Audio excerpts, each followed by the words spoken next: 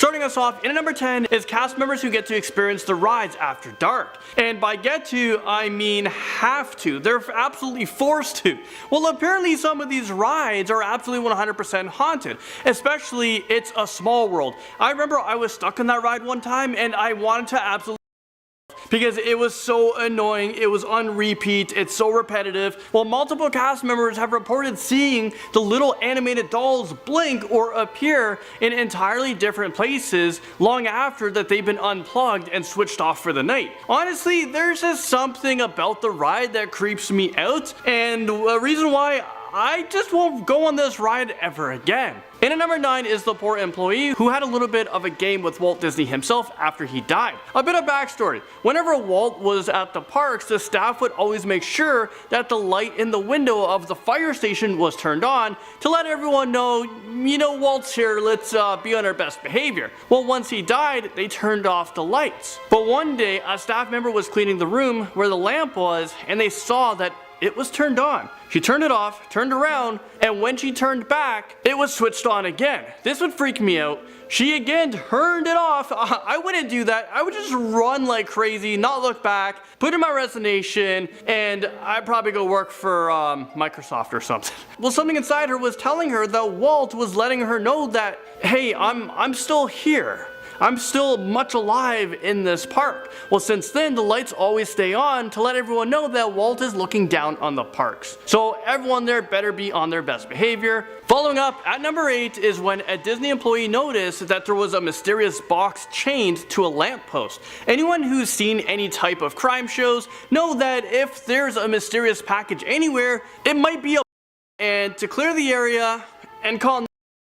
This employee jumped into action and did just that, because the last thing anybody wants is an active in the happiest place on earth, filled with excited kids and their families. Turns out, thankfully, it wasn't a it was just some family's lunch, and they just didn't want to carry it around with them. But seriously guys, I don't understand wanting to carry your lunch around. I mean, at that point, just go out and buy lunch in a restaurant. Just go buy a turkey leg somewhere. Well, I guess on this day, it would save a lot of people a lot of stress. Okay, next up, at number 7 spot is the employee who had to help break up a fight that could have ended really poorly. Apparently, a group of 20-year-olds were getting rowdy and started punching each other in the arms. But one of them missed and ended up punching a 12-year-old girl right in the face. Is this real life right now? How do you mess that up? Which is, well, this is bad enough, but imagine doing that and then realizing that the little girl's dad is right there. It's like, and then right behind her is this big dude.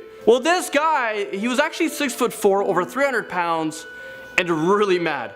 Like really mad. It literally took 4 security guards and 2 deputies to pull the dad off the guy who punched his daughter, but not after bloodying up himself. Number 6 today goes to a worker who might have told an exorcism at the Haunted Mansion. Apparently before the ride even opened up, an employee heard music coming from the walls of the seance room. Mysterious music is bad enough from any room, but a seance room? Especially when there are rumors that the spell book was a real one, which was once owned by witches. Well, that is class A nope material for me. Instead of cleansing the place, this employee decided to just install speakers to drown out the noise, but I guess whatever helps you sleep at night, I guess.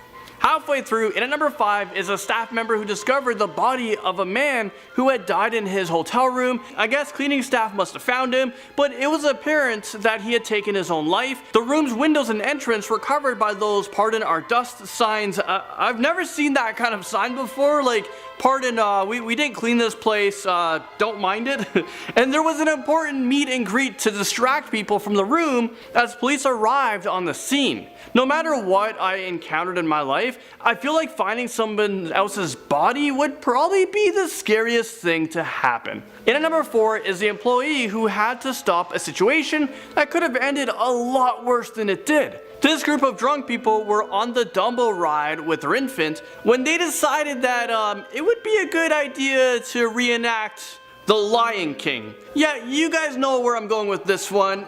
You guys know what I'm talking about. Well, they took off the seatbelt of the kid, and they held their hands like Rafiki did to Simba during the Circle of Life. Well, the ride operator emergency stopped the ride, and the entire group was escorted out of the park and arrested as soon as they stepped out of the gates. So did they have to wait until they were completely out of the park to be arrested? Because I would try to resist and never leave, like I would never try to cross that line of like Disney, exit, Disney, exit. Next up, number 3 is an employee who had to deal with a watery attack. Well, during a jungle cruise, everything was going pretty well until suddenly one lady entirely lost her cool at the guy sitting in front of her. Mind you, he hadn't done anything other than enjoy his ride because he's in the happiest place on earth. Well, she started to scream at him and then lunged at him, clawing his face and kicking him. The skipper on board had to fire 4 rounds from his pistol into the air to warn other boats, rushed back to the dock, and tried to pull the lady off of the guy. Well, apparently half the people on board were trying to help as well. When medical and security arrived, they finally got her secured and into an ambulance. Turns out she was schizophrenic and hadn't taken her medication that day, and unfortunately had an episode in the middle of the water. It's always sad when somebody has a mental illness that affects them like that. Like you're trying to enjoy your ride and all of a sudden you're having panic attacks, you're freaking out. But I can't even imagine how scary that would have been for staff and customers as well, who may not be experienced with understanding what that person is going through. Number 2 today goes to an employee who had to deal with the aftermath of something truly disgusting. Apparently in line at one of the rides, a fully grown man decided to take a poop in the corner of the pre-show, which is pretty damn disgusting, especially when you remember that Disney is filled with kids, and kids are curious, and they like to satisfy their curiosity by finding things and putting it in their mouth. Yeah, so one kid actually saw the poop and decided it was snack time. The mom rushed the kid to the staff washroom in a panic where the employees were just staring in shock. If I was the employee in that situation, I wouldn't do anything at all because I would just be in total shock. My mouth would just be like, is this real life right now? Did that guy really take a And finally, in a number 1 spot is a cast member who met their tragic end at one of the shows back in 1974. 18-year-old Deborah Gale Stone was working at the American Sings attraction at Disneyland at the end of the night. She got too close to the area of the stage by a moving wall and a stationary wall. And as the one wall moved, she got trapped between the two and ended up being crushed. Nobody was in the theater with her, but the ride operator next door heard her screams and rushed to help. But unfortunately, they were too late. Eventually the solid walls were replaced with, breakable ones to prevent a tragedy like this, one to prevent someone getting squished. I don't know who thought of this. There should be like a fail safe or like pressure sensors. Like, you know how you have a garage door and something's underneath it, it would go and then all of a sudden stop because there are sensors? Well, they definitely should have had one in place. Well, it was rumored that Deborah now haunts the attraction and now can be heard telling others to be careful. Okay, so starting us off, number 10 is a family who, like many others, decide to book a table at Cinderella's castle for dinner. However, unlike other dinners here, this one had a far from fairy tale ending. During the dinner, the husband announced that his wife of 15 years had been cheating on him. He took their kids and left her right there. And probably with the bill as well. Well, it serves her right in my opinion.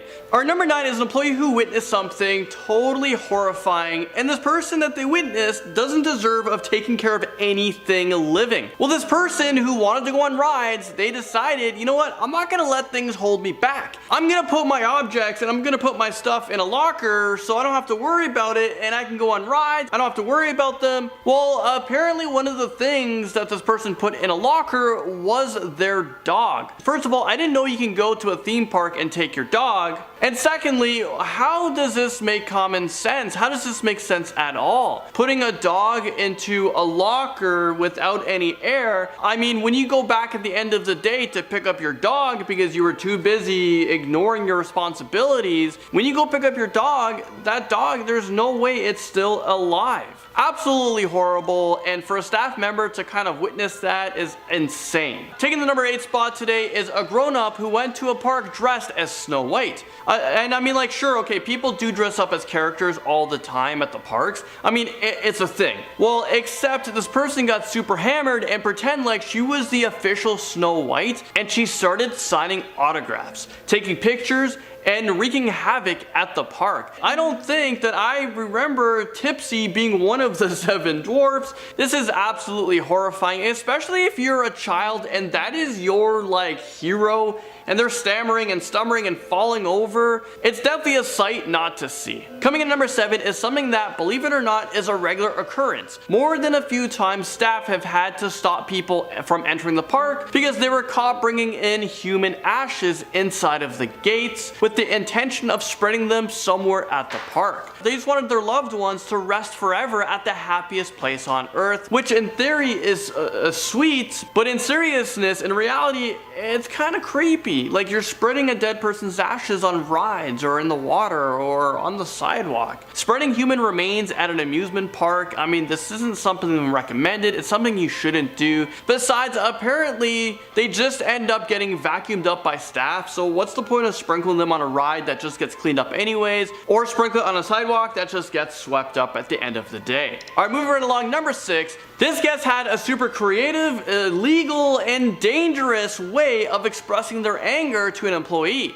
I don't know what this disagreement was about, but this guest decided that the best way to get their point across was to throw their infant child just at an employee. Imagine getting into an argument, you're getting heated up, and you have your baby in one arm, and you get so upset, you just take your baby and you assault the person with it. I mean, they're your baby. This is your prized possession. You gotta keep them safe. What are you doing losing your freaking mind? You're an adult. You don't take your baby and assault another adult with it. I mean, poor baby. I wonder what happened. I bet you the cops were called. Maybe Children's Aid was involved in the situation because this seems like this might have happened. You know, this wasn't the first time. Alright, halfway there, and at number 5 is the peak of stupidity. No offense, but apparently multiple guests have asked employees to turn on the AC outside because they thought that all of Disney World was legitimately under a glass dome. Like, this is like the Truman Show. Like, can you turn on the AC and point it outside, please? Because it's pretty hot out here. I mean, it's 35 degrees. Let's make it down. Let's bring it down to 20. Let's bring it down a few notches. We're sweating out here. I'm not sure if that's how it works. I don't know if putting AC outside would work. Unless, you know what if the world turned on AC outside in the summertime? Would that, like, cool the earth? I'm down to try it. I'm down to waste a few grand in hydro bills. Alright, moving on. Number 4, an employee checking over the Space Mountain ride. Well, they found more than they expected. They found an entire glass eye in one of the rockets. As for the person who lost it, I'm not sure how they didn't realize, but then again, if you have a glass eye and it just falls out, I guess the person didn't feel it. What if they're on the ride, they're going so fast and there's so much wind, it popped out and they thought maybe it was just a gust of wind. You can't really see your eye in your eye unless you're passing by a mirror. So I guess maybe I could see how they lost their glass eye. But imagine someone like picking that up. I don't know if, I guess there wouldn't be like blood on it or anything like that, but it's a real glass eye. It would for sure freak me out, and at least it wasn't a real eye. Coming in number 3 is someone else who lost an assistive device. During a ride at the Animal Kingdom, an object was seen flying past customers. Nobody had any idea what it was until after the ride, one of the customers approached an employee and explained that somehow, okay, get this, their prosthetic leg had fallen off during a ride. I mean, okay, maybe an eye can come out. It's just maybe an arm can fall off, but your leg is in the ride, in the seat, like it's on the floor. How does that come out? Unless it's one of those rides where you're sitting and your legs are dangling and it just pops out. It kind of sucks for the person that lost their prosthetic leg, because now they are having an even more tougher time getting around. I hope they found it, and I hope it's okay, because those things sound like it can be very expensive. Nearing the end on this list, number 2 is actually a pretty sad story. One day back in 1973, 2 brothers snuck out and hid on Tom Sawyer's Island after the park had closed. I don't know if people are doing this as like challenges, but you hear about these stories about people staying in theme parks parks after they close, I mean, it wouldn't be the hardest thing to do. Well, when they tried to swim back, one of the brothers wasn't able to make it, and he ended up. And I mean, it's after hours, everything's closed, there's no one there to save them, no one to hear them scream. His body was found actually the next morning when staff members were getting the park ready to open up. Imagine being an employee, you're like 17 years old or 18 years old, you're opening up a ride and you see like potentially a person floating in the water. I definitely wouldn't approach it. I'd call the authorities or managers to like get that situation situated. Absolutely terrifying, and it would leave me with so many questions. And finishing off today's list, and at number 1, we have, well, if you've ever noticed that the characters always have an escort to walk with them, you know, throughout the park, well, this story is why. Like, you know how you see like Snow White going by and you see like 4 security guards, or you see like 4 people around him just to make sure this person's safe? Well, one guest got into a fight with his buddy because he didn't believe that there were people inside of the suits. Like, you must have been so drunk or so drugged up that you thought, like, oh wait, is there someone inside of that suit, or is that a real character? Well, he thought Goofy was actually a giant dog in a hat, and to prove his point, he s***ed Goofy. Goofy was s***ed. I have no defense for this guy. It's complete and utter stupidity at its pinnacle point. Either he knew he was s***ing a person, or he thought he was a dog. So either way, both situations not favorable for yourself in society. I'm pretty sure you deserve to be locked up in 4 confined walls at that point, and just spend at least 25 years to think about what you've just done. I mean, you actually thought you were a dog, like a giant dog in a suit. Makes absolutely no sense. Well, because of that story, and probably because of many other stories that are of violence towards these employees, well, that's the reason why there is security there having to protect them. In at number 10.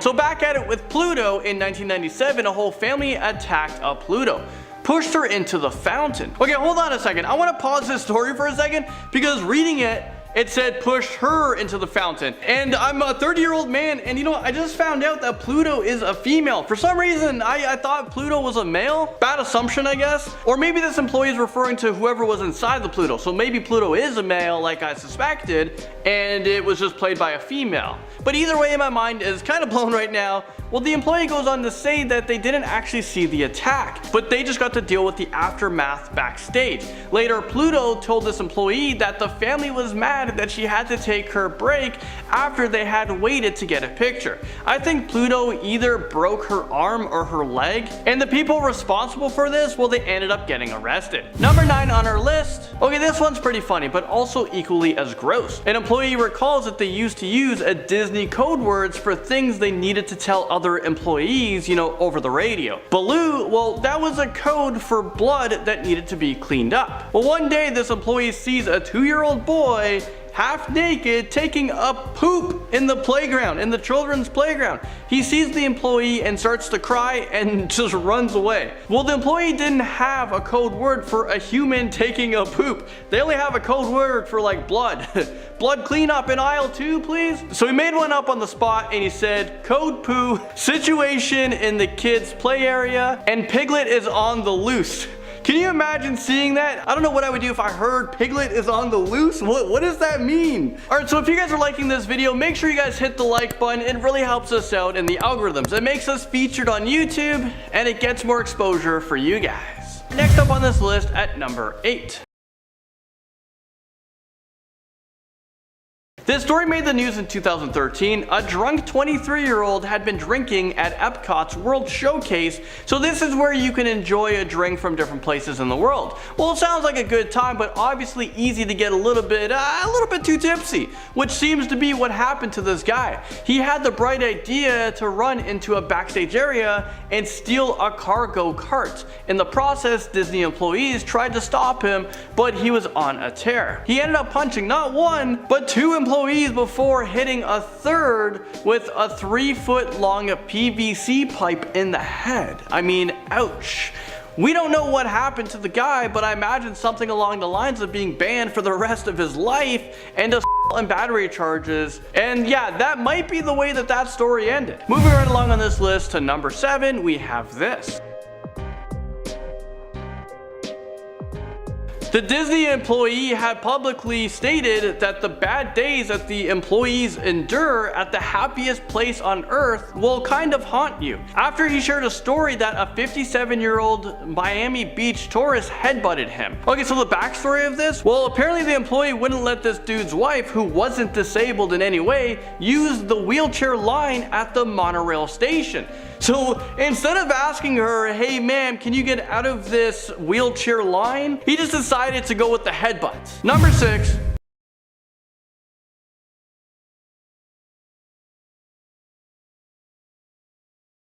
Imagine taking your family to the happiest place on earth and leaving the family outing that day with one child missing. It happens more than you think. In fact, on multiple occasions, Disney employees have been caught and arrested for child trafficking. I mean, this just got real dark.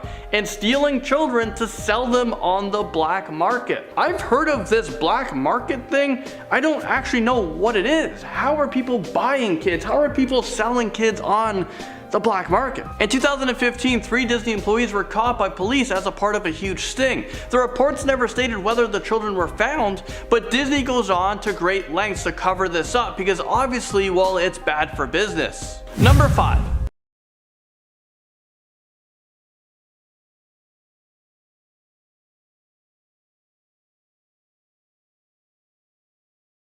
Disney accidents. Of course there are going to be accidents at theme parks.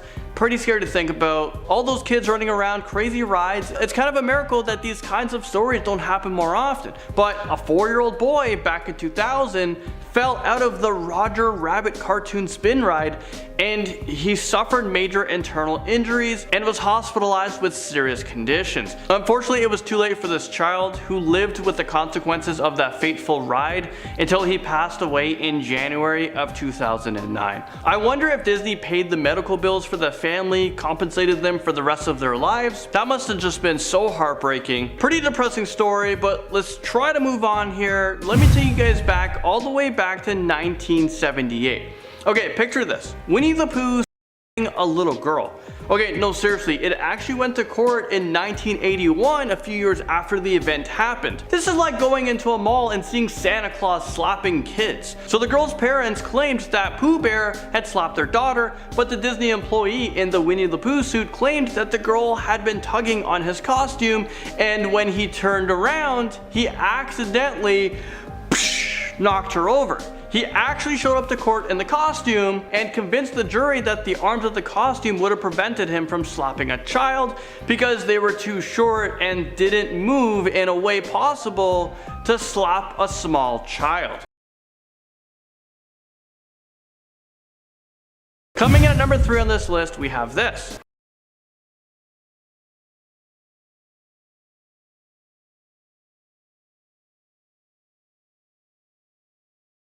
Another Disney employee rumored that circulated over the years is that there is a jail under Disney World. So if you commit a crime in Disney World, you line hop, you butt in line, you're going to the underground Disney World jail. Well, this is where people breaking rules are kept while they wait for the police or security to arrive. But actually this claim has been debunked. There's a network of tunnels called utilidors, short for utility corridors, that allows cast members and other staff to access different parts of the park and move around without being seen, so as to not break the illusion and take guests out of the immersive Disney experience. But this has been widely criticized for being the exact way that Disney employees from number 6 stole children. They used these tunnels, hidden away from the public. That's how they got away with it. Well, I can't confirm or deny through research, but there's a lot of theories out there that suggest there's a possibility.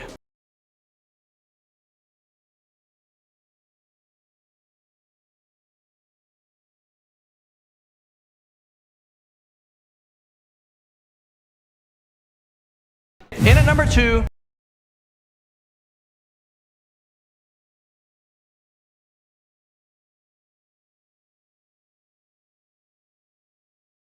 Death at Disney doesn't seem to be as uncommon as one would think. I mean, we just talked about that little boy who lost his life. A cast member who dressed up as Pluto named Javier Cruz was about to enter Frontierland in the parade in 2004. Well, the foot of his costume got stuck under the Beauty and the Beast float, but the float couldn't stop fast enough. Cruz was struck and killed before entering the public viewing area. This is such a sad story, and one that you think could be easily prevented, and that Disney would have safe protocols in place since they run a theme park where a million things could go wrong at any given time. Well, the Occupational Safety and Health Administration gave Walt Disney World a $6,300 fine for this incident. Seems like nothing for a company worth billions and billions of dollars. A $6,000 fine because they caused death upon somebody? Something just doesn't seem right now. And number one on this list, thank you guys for making it to number one on this list, we have See You Later Alligator.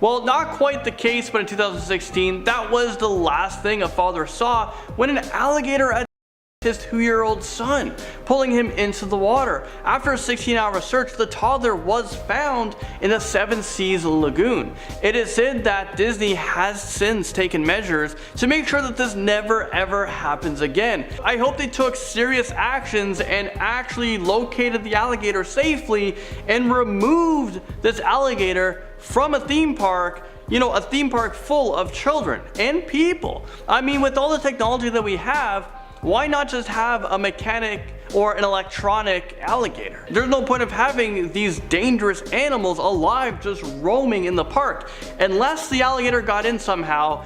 But why not just build fences all around it to keep everyone inside safe? Starting off this countdown, we have the lifeguards. So I came across this TikTok, and apparently he used to be a lifeguard at Disney.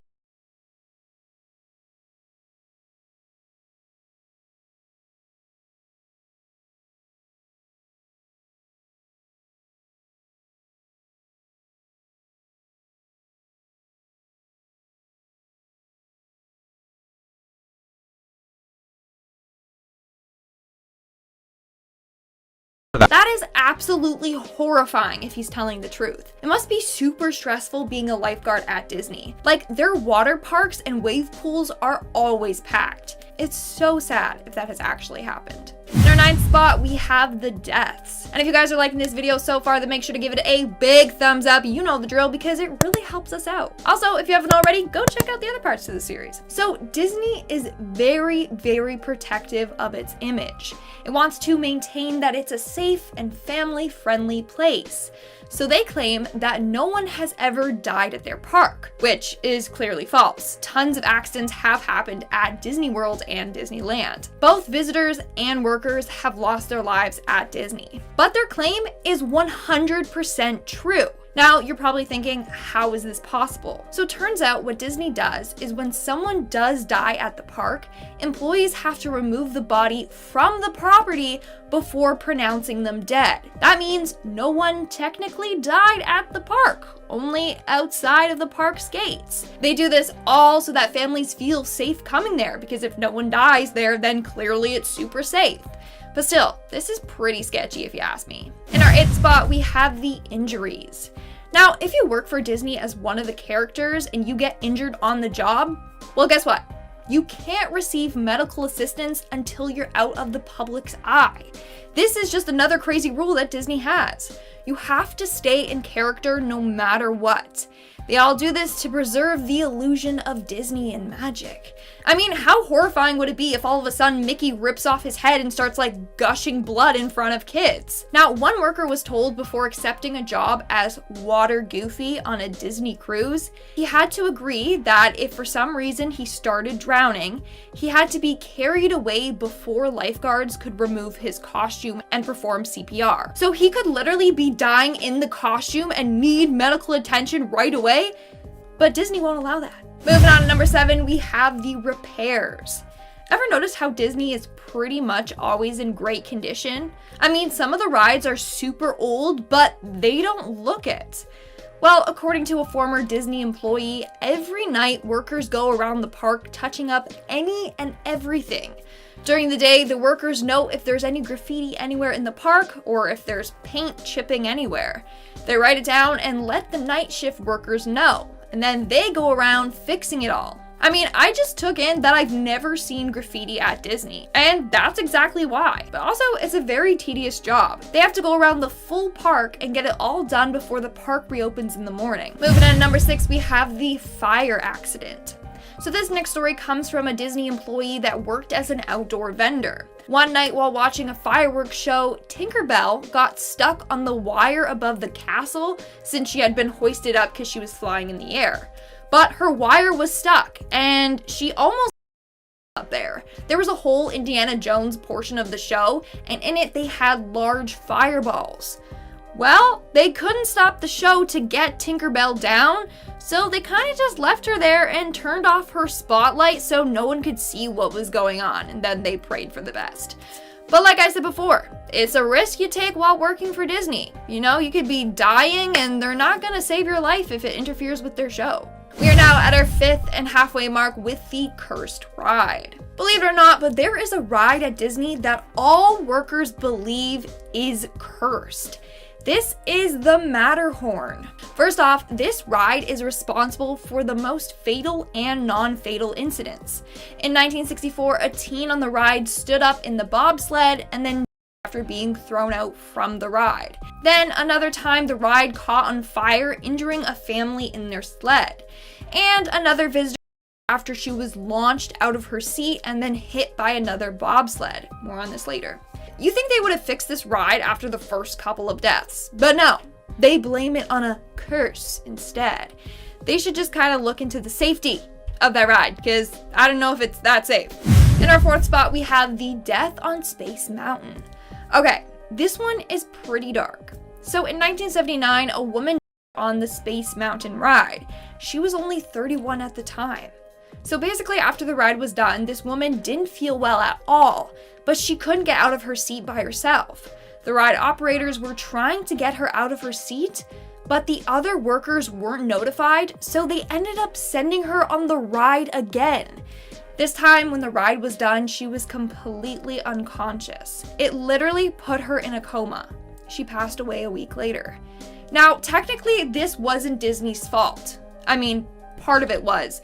They had a lawsuit filed against them, but it was dismissed because apparently while on the ride, a tumor dislodged from her heart and then traveled to her brain. Yeah, I know, that's super scary. In our 3rd spot, we have the ghost of Walt Disney. So for those of you who don't know, Disney had a secret apartment. It was located just above the firehouse on Main Street, USA. This apartment was built so that he could watch the guests enjoy his creation without being overwhelmed by the crowds. Now, his apartment was so secretive that him and his family and special guests were the only ones allowed in there. In fact, photographers were rarely allowed inside. As a result, there are hardly any photos of Mr. Disney and his family in this place. Well, after the passing of Walt Disney in 1966, cast members decide to place a small lamp at the window. They keep the light on to symbolize that Disney's spirit is still alive at Disneyland. And this may be indeed true, because it's said that his ghost still haunts his apartment. A number of employees have seen Disney while cleaning the apartment. Apparently one worker was in there and then the lights started flickering on and off. Another worker said she heard a voice say, "Don't forget, I am still here." And that's when she probably quit, because that's terrifying. In our 2nd spot, we have Dolly's Dip. So in 1984, Regina, otherwise known as Dolly Young, was riding on the Matterhorn when her seatbelt came undone. She was then thrown from the ride and hit by another bobsled. Now, there's still much debate as to how her seatbelt came undone. Some say that she unbuckled it to help her children who were in another car. Others think that the seatbelt just wasn't buckled properly in the first place.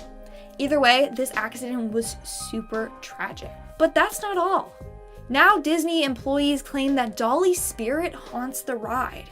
The area in which she died is now called Dolly's Dip, and employees hate going there by themselves.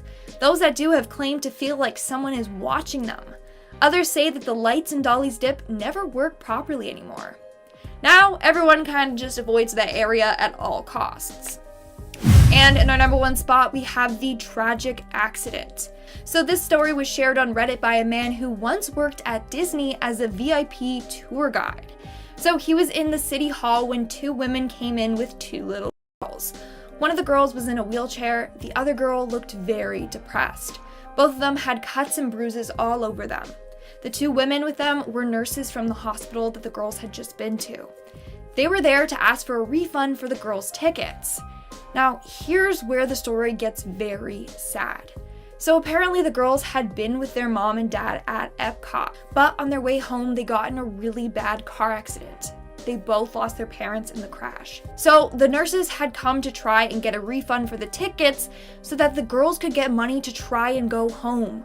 Now, how dark is that? That's extremely sad. Starting off this countdown, we have the man with the cane. The man with the cane is an urban legend that has gotten passed on from employee to employee. So the legend is about a man with a cane that haunts the Haunted Mansion ride at Disney.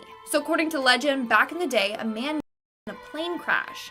The plane crashed in a lake near the park, and now his spirit haunts the ride. On a number of occasions, cast members have seen this man on the ride. He can only be seen between the offload and onload points of the ride, and he just sits there alone, holding his cane in his lap, just staring straight ahead.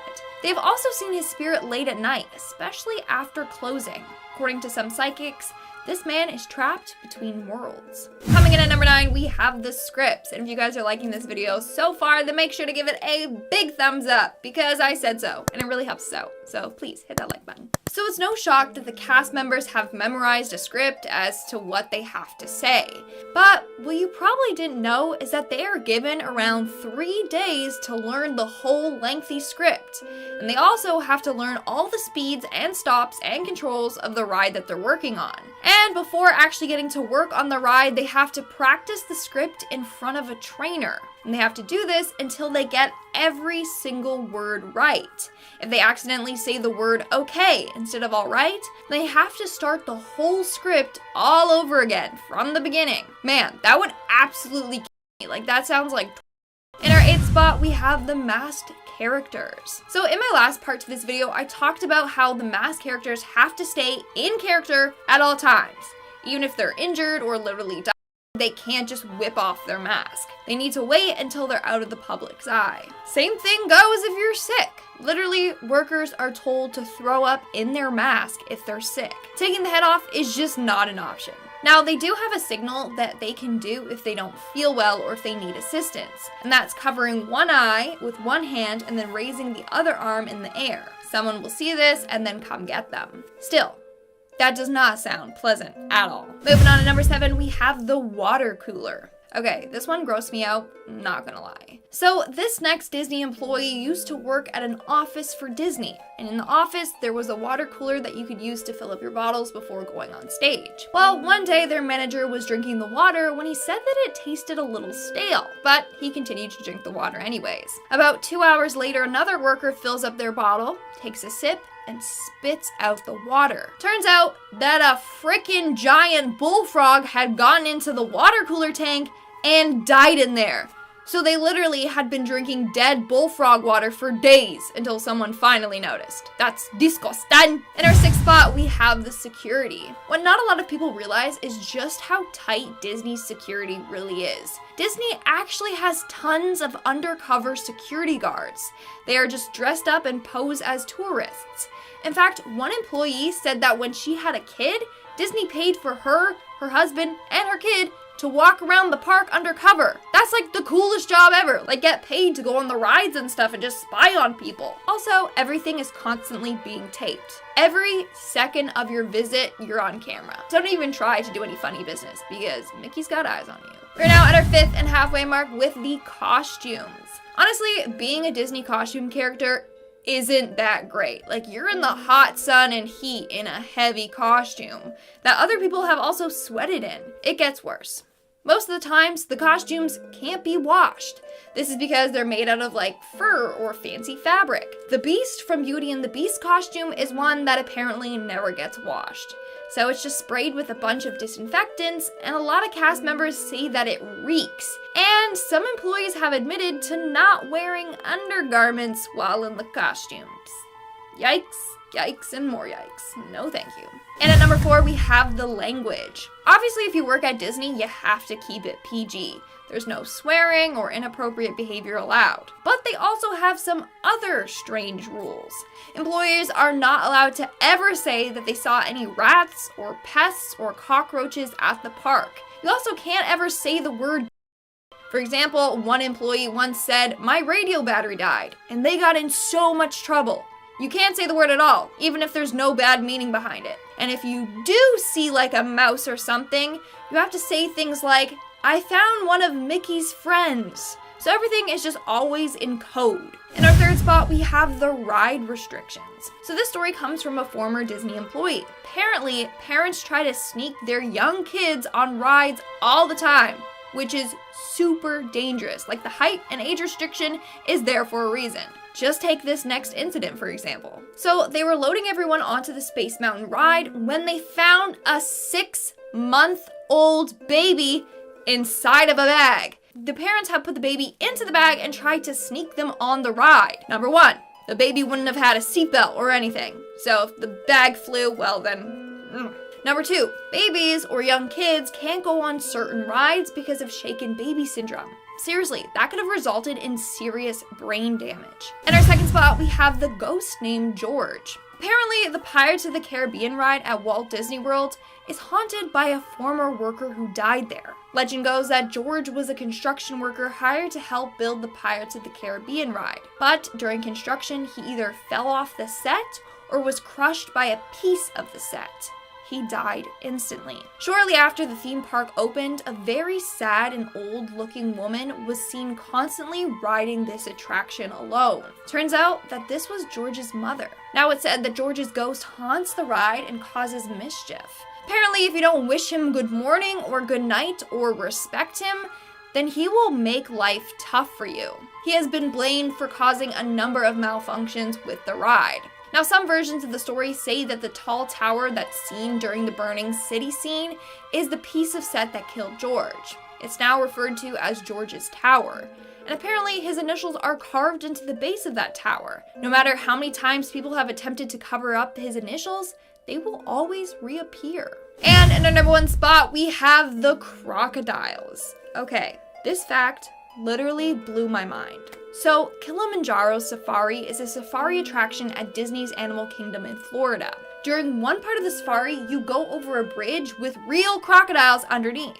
Well, according to Disney's protocol, if anyone falls into the crocodile pit during the safari, then they're to just drive off immediately. Like, you don't even help them. You just let them get fed to the crocodiles. They do this because the crocodiles are normally fed from that spot. So as soon as something falls into the water from that spot, they're done. The crocodiles will have already attacked them before you can even help them. And 2, they drive off so that the guests don't have to see the horror that's about to unfold.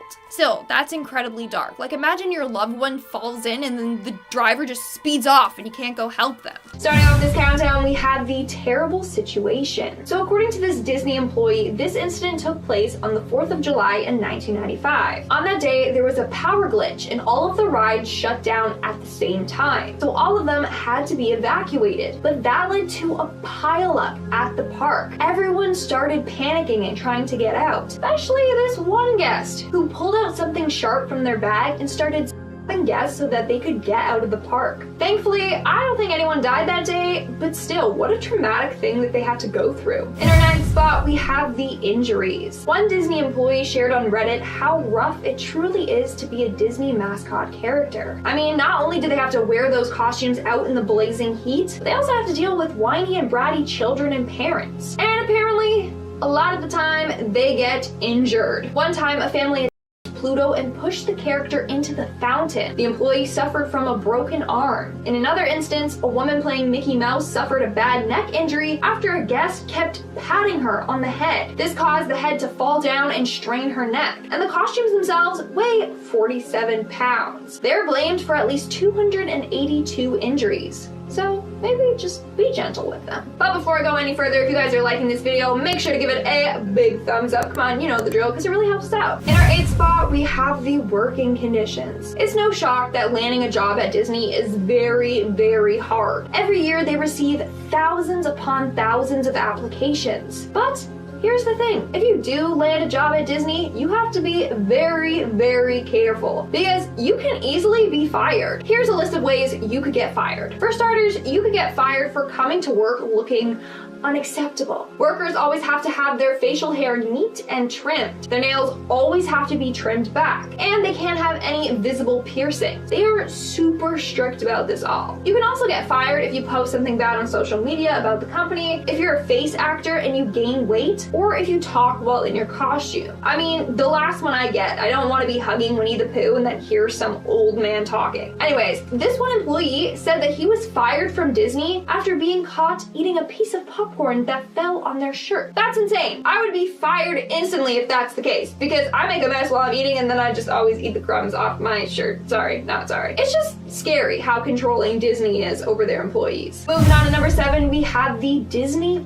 point. Here's another ridiculous thing that Disney employees must do. No matter what, they always have to point with their index finger and middle finger. They can't point with just one finger because that's thought to be rude. So whenever they're showing people directions or something, they always have to point with 2 fingers. In fact, you could be fired if you're caught pointing with 1 finger. Coming in at number 6, we have the bullying. Now, working at Disney is often thought of as a dream job. There are so many characters that aspire to be a character at Disney. I hate to break it to you, but apparently the work environment is fairly toxic. According to multiple employees, there's a lot of bullying that takes place behind the scenes, especially when it comes to the character actors. So there is a sense of hierarchy there. The girls that play the recent popular Disney princesses like Anna and Elsa are thought of as top tier. They're at the top of this Disney social pyramid. Then we have the actors that play the older characters like Snow White, Mary Poppins, Gaston, Peter Pan, you get it. And at the bottom of the pyramid are the mascot characters. Apparently the mascot characters are treated so poorly by other cast members. So yeah, I don't know if I would ever want to work there. Like, I like teamwork and cooperation, not rivalry. We are now at our 5th and halfway mark with the water. So if you've been to Disney, then you know some rides are surrounded by water. According to employees, that water, although it may not look like that, is extremely polluted and filthy. From people throwing up in there, to trash, to animal poop, it's got it all. And I don't know how often it gets clean. If it looks clean to them, then it's good enough. So maybe think twice before getting on a ride that sprays you with water. In our 4th spot, we have the costumes. So in my last video, I talked about how some of the bigger and elaborate mascot costumes can't really get washed. So instead, they just spray it with disinfectant. Well, here's a fact that will gross you out even more. Back in the day, cast members at Walt Disney had to obviously share costumes, but they also had to share undergarments. Until 2001, each costume had their own Disney-sanctioned undergarments that they would have to share with each other. So gross. Because of that, a lot of workers were passing around and stuff. So that's when they stopped sharing underwear. Like, that is highly unsanitary, and I'm glad that's not a thing anymore. Moving on at number 3, we have the alligator problem. So once upon a time, Disney had a really bad alligator problem. They still kind of do. But obviously, they didn't want park guests to worry about this, so they kept downplaying this problem. From 2006 to 2015, 220 alligators had to be removed from Disney World. Then from 2015-2016, there was a massive increase of gators at the park. Since Disney is connected to waterways that intersect with lakes and rivers, alligators have an easier access to Disney than they admitted. That's when Disney was exposed for downplaying the seriousness of their alligator problem. Now they are taking it seriously and have increased their safety measures. Coming in at number 2, we have the body. So here's a fun fact. There is a body at Disneyland. Well, kind of. Let me explain. So according to employees, back in the day when the Pirates of the Caribbean ride was being built, they decided to use real human bones. Why? Because they thought that the fake bones looked too thick. Didn't look real enough, so they brought in real ones. Apparently, they got these bones from UCLA Medical School. The real bones were used for a while, then eventually they were swapped out for fake ones. But the skull and crossbones featured in the ride behind a skeleton lounging in bed are still real. And in our number one spot, we have the Cursed Ride. Now, according to multiple different employees, the Haunted Mansion ride is actually cursed. So it all started back in the day when a visitor on the ride. At one point, he stood up to try and reach a part of the attraction, but ended up falling off the ride and plummeted to his death. Other eerie things have happened there that have led them to believe the ride is cursed. Like how in Disneyland Paris, a worker was found at their Phantom Manor ride, which is basically like the Haunted Mansion ride at Disney World. His body was found 2 days later after his death. His cause of death was apparently electrocution. Still, they think this is all because of the Haunted Mansion ride curse. To make matters worse, the ride uses an authentic 14th century spell book containing real spells. So yeah, maybe this curse has something to do with that. Starting off this countdown, we have the secret tunnel system. I know I've talked about this before, but Walt Disney created a whole underground tunnel system for the characters to have a break, and it's for them to secretly get around the park without walking everywhere in costume. This way, this all preserves the magical feel of Disney. But some employees shared what really goes on down there. First off, they said that the tunnel system is fairly confusing, and on a number of occasions, people have gotten lost down there. One employee said that they had just got a job playing a Disney mascot character and went down into the tunnels and had no clue where to go. He went to ask other employees for help, but since he was new, they kind of just brushed him off. Another employee revealed that some of the cast members like to get it on during their breaks down in the tunnel system. So while you're up above having fun, they're down below having fun. Just in a different way, if you understand what I'm getting at. Coming in at number 9, we have the waiting lines. But before I go any further, if you guys are liking this video so far, make sure to give it a big thumbs up because it really helps us out. I think the one flaw about Disney are its lines. Seriously, nobody's got time for that. But a couple of years ago, a huge scandal broke out involving Disney and their waiting lines. Basically, rich families were paying tour guides that have access to these special passes for the disabled. Basically, with this pass, you get brought right to the top of the line because Disney wants guests with disabilities to have a great time. But wealthy, able people were abusing this, which is absolutely sickening. Can't believe people were actually doing this just to scam the system. Moving on to number 8, we have the overnighter. For this next point, let's move back along to Disney's tunnel system. So remember I talked about how new employees often get lost down in the tunnels? Well, there's this creepy urban legend about this happening to a new employee. So he finished his shift and went down to the tunnels to change. As he was making his way out, the lights in the tunnel shut off, and he was in the complete darkness. Now, he had trouble already finding the exit with the lights on.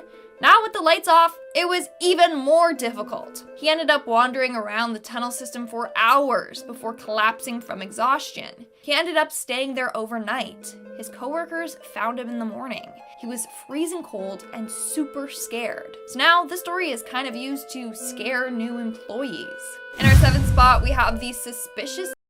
So in 2012, a man's body was found near the Mickey and Friends parking structure at Disneyland. Police just assumed the man took his own life, but no witnesses ever reported seeing this man jump. Now what's weird is that I tried to search more into this case, but I couldn't find anything.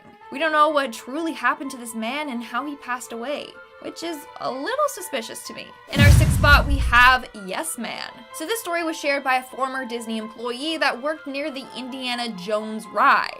So his job was to dress up as an adventurer and just stand around. But he said he was often attacked by kids, and Disney told him that he just kind of had to take it. So these kids would often be super psyched to go on this ride, and so they were in costume and had plastic weapons. He said on a number of occasions, kids would come up to him and literally whip him with their weapons. Or he would get asked to duel, and he always had to say yes. So kids would just be jabbing him with their plastic swords. Yeah, that's not a job I would like. We're now at our 5th and halfway mark with Winnie the Pooh gets sued. I thought that was so clever. Like, I was typing that and I came up with that and I'm like, pat on the back. Good job, Lindsay.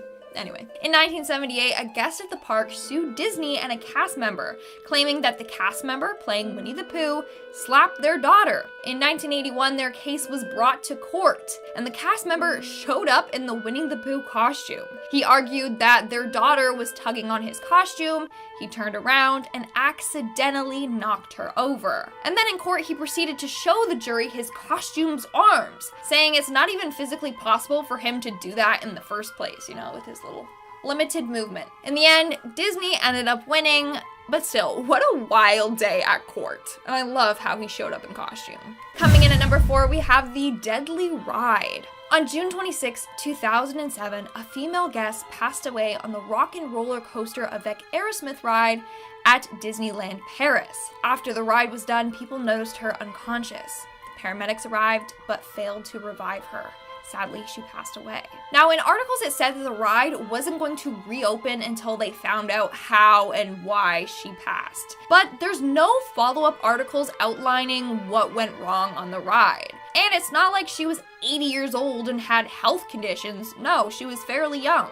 I just wish Disney let us know what happened, because the ride has been up and running ever since, but no official statement was ever released. In our 3rd spot, we have Disney's jail. Did you know that Disney has its own specific jail for criminals? Yeah, if you're caught breaking any of Disney's rules, you'll be escorted to Disney jail. Employees describe it as an underground room with bars on the windows. There's no bright colors or Mickeys decorating the area. Now, what causes you to be sent to Disney jail? Well, if you get too rowdy or too intoxicated at the park, if you smoke certain substances at the park, or if you're caught shoplifting. You get the picture. Disney is actually very strict when it comes to this. People caught shoplifting aren't even given a warning sometimes. Instead, they're just sent straight to their jail. From there, you can be fined, kicked out of the park, banned from ever coming back to the park, or all of the above. In our 2nd spot, we have Blake Lively's arrest. Believe it or not, but actress Blake Lively was once sent to Disney jail. Yeah, so basically her and her brother both snuck into Disneyland's park. What they did is put hairspray on the stamps of somebody that came out of the park and then put their hands together, and that transferred the stamp. Then they got to go in the park for free. Except Blake and her brother were caught by an undercover Disney cop and sent to Disney jail. I'm telling you, Disney has way too many undercover cops. Like, they're everywhere, which is a good thing for safety, but also kind of a bad thing because, you know, they're watching your every move. And in our number 1 spot, we have The Battle. This story comes from a Disney employee that worked at a store at the Disney park near the Indiana Jones ride. One time, 30 kids ran into the store and each grabbed a toy sword from the bin, you know, so that they could be just like Indiana Jones. But then the kids started attacking the 2 workers in the store with their swords. And obviously the workers aren't allowed to like yell at the kids or panic or fight back, so they just let the kids attack them until their parents noticed and called them off. By then, he says his arms were already covered in cuts and bruises and he was bleeding. Yeah, maybe those weapons should be like placed behind the counter or something, you know, so things like that don't happen. Or maybe Disney should just have a better policy, I don't know. Starting off this countdown, we have the snake. You have to be careful when going to Animal Kingdom. Not all the animals are safely behind cages. In 2016, a grandma and her grandson were at Animal Kingdom when a wild snake fell from a tree and bit the grandson. Now, he was fine, the snake wasn't venomous. But the grandmother went into cardiac arrest after seeing this all happen. And sadly, she passed away. Wouldn't that be a terrifying encounter? Like, you go to Disney with a relative looking for a good time, and then you end up injured and your relative dead. I feel so sorry for that family. The family, of course, sued Disney World because turns out that the snake was a local Florida serpent and somehow made it onto the resort. In our 9th spot today, we have the Big Brawl. And if you guys are liking this video so far, then why don't you smash that like button? Imagine celebrating Christmas at Disney World only to encounter a real-life Scrooge. So back in 2015, an old man was waiting for his food at a cafe in Disney World when he became tired and grumpy. And no, not like one of the 7 dwarves. He was fed up, saying it was taking too long. So, what did he do? He shoved one of the managers and started a huge fight among them all. At one point, he got tackled down. People were so scared that they fled the restaurant without even paying for their meals. So they dined and dashed at Disney. What a little rebel. In the end, the man was arrested and thrown out of Disney. Thankfully, only a few were injured in this fight. But still, imagine witnessing that fight on a time of holiday cheer. I bet he got cold in his stocking. Also, since when is Disney open on Christmas? Is that a thing that I just never knew? Let me know in the comments below.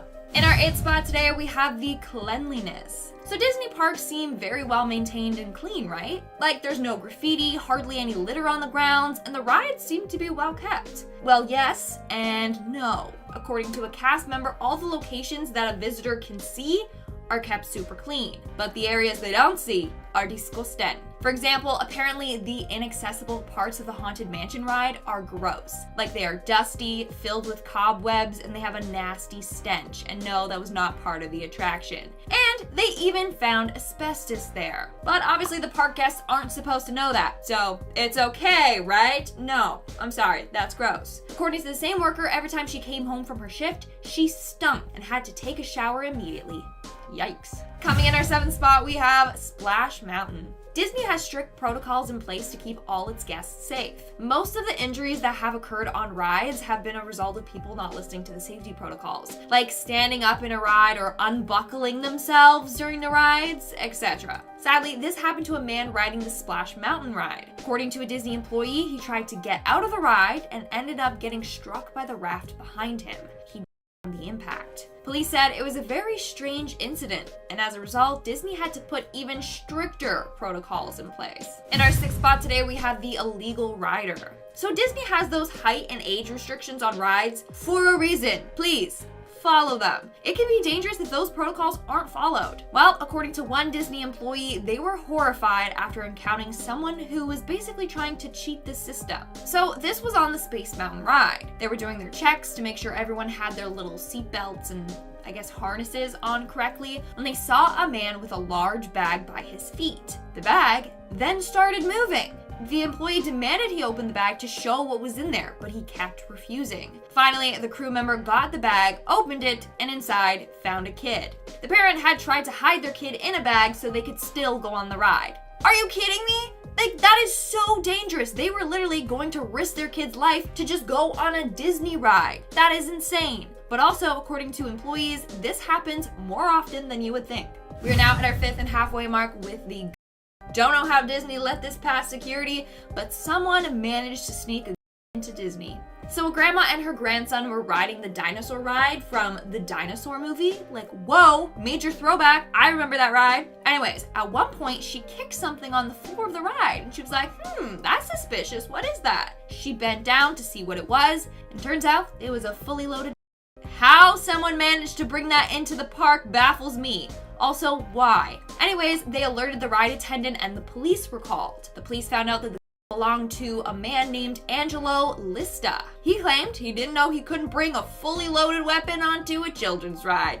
Like, imagine if that thing went off. That would have been bad. Anyways, we still don't know why Angelo decided to bring that with him, but at least no one got injured. I bet that was one unforgettable day. In our 4th spot today, we have the ghost of Walt Disney. According to a number of employees, they believe that the ghost of Walt Disney haunts his park. In fact, a ghost was supposedly caught on security camera footage. You can see this ghostly figure just casually strolling through Disney. Take a look. Security caught this weird ghost on tape and immediately asked others what they thought it could be. There has been some debate on it, like some say it's a glitch or a monitor burn or a reflection, whereas others believe it's the ghost of Walt Disney himself. Or Javier Cruz, a cast member that lost his life in 2004 during a parade float at Disneyland. But what do you guys think of this? Is this real footage of a Disney ghost? Let me know what you think in the comments below. Coming in at number 3, we have the cover-up. According to a former Disney World College Program cast member, there once was a man who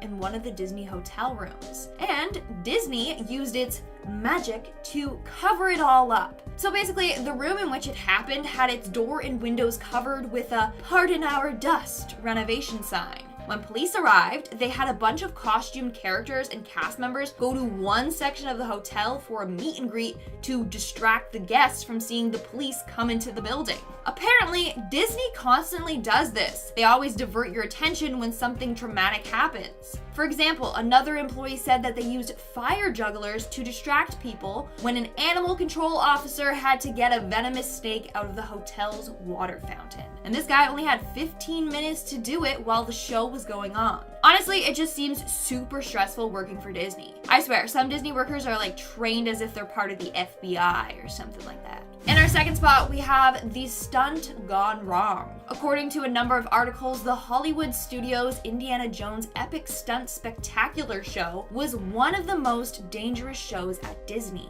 Also, what a name. Hollywood Studios Indiana Jones Epic Stunt Spectacular Show. Geez, say that 10 times fast. Now, why is this? Well, a number of stunt performers have gotten badly injured in this action-packed show. Apparently, one performer fell 30 feet to the ground after his support cable broke. Another time, a different employee fell 25 to 50. Another time, a different performer fell 25 feet to the concrete. And a third fell 25 feet to the ground after a prop ladder broke. Thankfully, those performers all survived. But in 2009, one performer passed away after performing a tumbling roll. For this trick, the performer had to jump in the air, dive over another performer, and then tuck and roll onto a mat. But something went wrong, and the performer ended up landing wrong and snapping their neck. That is absolutely heartbreaking and terrifying.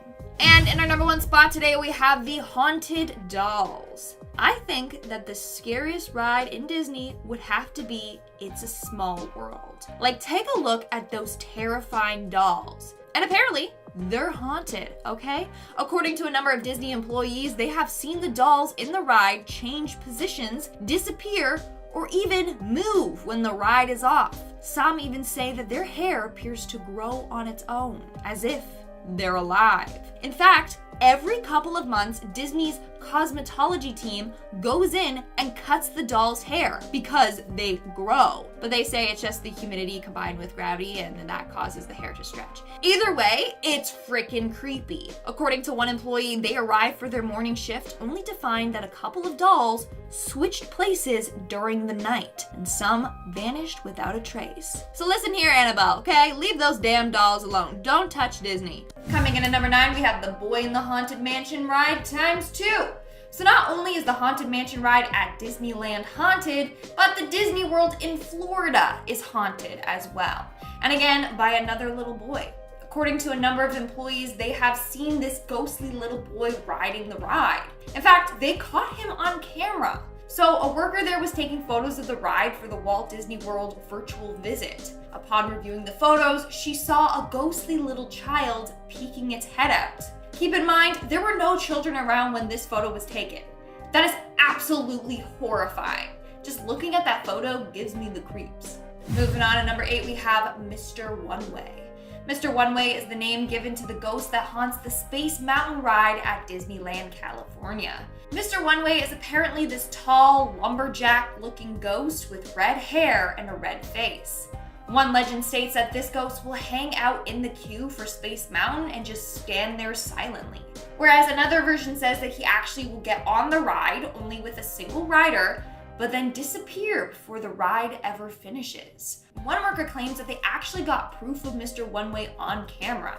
Surveillance footage shows a ghostly figure in an empty seat as the ride takes off. And according to the man beside the empty seat, he was talking to a man 5 minutes prior to the ride. At the end of the ride, the man was gone. So he was concerned and talked to a Disney employee. And they said that there never was a man beside him. And then they told him the story of Mr. One-Way. And then looking at the footage, they saw the creepy outline of Mr. One-Way. No thanks. I'm never going on that ride ever again. Coming in at number 7 today, we have Disco Debbie. This is another ghost that haunts the Space Mountain ride. Like, out of all the rides, why haunt that one? I don't know. Anyways, this ghost has been named Disco Debbie. Apparently, she's the spirit of a cast member that passed away on this ride. You know it's Debbie you're seeing because she gives off a green glow. I guess that's why they named her Disco Debbie, because she's like shining like a disco ball. I don't know. Anyways, apparently a number of guests have seen this woman through the old window that showed the star field in the indoor waiting area. Of course, they just thought she was part of the ride, but no, she's not. In our sixth spot today, we have the monorail runner. In June of 1966, a teenager named Thomas Guy Cleveland attempted to sneak into Disneyland for an event. I talked about this case in part 3, so if you haven't seen that video, go check it out. But basically, he climbed the fence and was going to get into the park by running along the monorail track. In the end, he was sadly struck by an oncoming train. According to several monorail drivers, the ghost of Thomas can still be seen to this day. On a number of occasions, they have seen his ghostly apparition running along the tracks. Dude, why are there so many ghosts at Disney? Like seriously, it's the last place you think would be haunted. We are now at our fifth and halfway mark with Tom Sawyer's Island. In June of 1973, two brothers decided to stay on Tom Sawyer's Island after closing. After a while of being on the island alone, they decided to head back. But in order to do so, they would have to swim across the rivers of America. They attempted this, but sadly they both drowned. And now, apparently at night, you can see the ghosts of these two boys splashing around in the water. A number of cast members have reported these sightings thinking that someone was actually drowning, only for the brothers to disappear before their eyes. And I thought crocodiles were the only thing we had to fear in the waters at Disney, but obviously not. In our fourth spot today, we have the People Mover Ghost. The People Mover ride was a transport attraction that was up and running at Tomorrowland in Disneyland, California until 1995. Only a month after it opened in 1967, a guest tripped and fell onto the tracks and was hit by an oncoming train and sadly killed. Apparently now the ghost of this guy haunts Tomorrowland, and he likes to torment the guests, but not everyone. Only teens with blonde hair. I guess that's his type. A number of people have had this ghostly boy pull at their blonde hair. So all my blonde babes out there, you better watch out. In our third spot today, we have the Ladies. The Ladies is the name given to a group of white-haired ladies that haunt the grounds of Disney. We don't know who they are or why they haunt Disney, but they do. They say that when these ladies appear, a sense of dread can be felt by whoever sees them. So far, they haven't done anything sinister, but we don't know what they want with the park. Also, they show up periodically. They may be there for one day and then not show themselves until several years later. Maybe they're just a friendly group of old ladies that love Disney and still want to visit the park from beyond the grave. Let's hope it's that, and that they're not seeking revenge on Disney and the park goers. Hey, maybe they're Walt Disney's friends and they just meet up with him every year for a cup of tea. Who knows? In our second spot today, we have the Woman in White. The Woman in White is the name given to a lady often wearing a 19th century white gown. She apparently haunts Main Street at Disneyland, but we for sure know that this lady is a nice ghost. Legend goes that on a number of occasions she has guided lost children to the Disneyland Baby Care Center, where they were then reunited with their parents. Reunited and it feels so good. Sorry. So if you do happen to run into this ghost, don't worry. Apparently she's nice. And in our number one spot today, we have the Heart Attack. Did you know that the Haunted Mansion ride used to be so scary that it gave someone a heart attack? According to a number of Disney workers, they have heard this creepy legend surrounding the Haunted Mansion ride. Legend goes that before the ride was open to the public, they had some people go on the ride and test it out. Well, one woman was so scared that she had a heart attack and died while on the ride. As a result, the ride went under construction for several more years before finally opening in 1969. So apart from the fake ghosts that the ride has, there are also a number of real ghosts that haunt this ride, like this poor woman. Starting off this countdown, we have Animal Kingdom. Disney's Animal Kingdom is said to be the largest theme park in the world, covering 580 acres. There you can find an abundance of cute animals. But here's the thing, the park once got in a lot of trouble when it first opened in 1998, because they experienced a wave of animal deaths. In a short time frame, a bunch of the park animals were dropping dead. Now, Disney claimed it was only 12 animals, but in reality, it was closer to 30. This included rhinos, hippos, antelope, gazelles, and cheetah cubs. Now, you're probably wondering, how come these animals passed away? Well, mainly neglect on Disney's behalf. Other animals died after fighting each other, and others ingested toxic substances. Let's just hope that now Disney treats the animals better. In our 9th spot today, we have the Big Brawl. Imagine celebrating Christmas at Disney World only to encounter a real-life Scrooge. So back in 2015, an old man was waiting for his food at a cafe in Disney World when he became tired and grumpy, and no, not like one of the 7 dwarves. He was fed up, saying it was taking too long. So, what did he do? He shoved one of the managers and started a huge fight among them all. At one point, he got tackled down. People were so scared that they fled the restaurant without even paying for their meals, so they dined and dashed at Disney. What a little rebel. In the end, the man was arrested and thrown out of Disney. Thankfully, only a few were injured in this fight. But still, imagine witnessing that fight on a time of holiday cheer. I bet he got cold in his stocking. Also, since when is Disney open on Christmas? Is that a thing that I just never knew? Let me know in the comments below. In our 8th spot today, we have the cleanliness. So Disney parks seem very well maintained and clean, right? Like there's no graffiti, hardly any litter on the grounds, and the rides seem to be well kept. Well, yes and no. According to a cast member, all the locations that a visitor can see are kept super clean, but the areas they don't see are disgusting. For example, apparently the inaccessible parts of the Haunted Mansion ride are gross. Like they are dusty, filled with cobwebs, and they have a nasty stench. And no, that was not part of the attraction. And they even found asbestos there. But obviously the park guests aren't supposed to know that, so it's okay, right? No, I'm sorry, that's gross. According to the same worker, every time she came home from her shift, she stunk and had to take a shower immediately.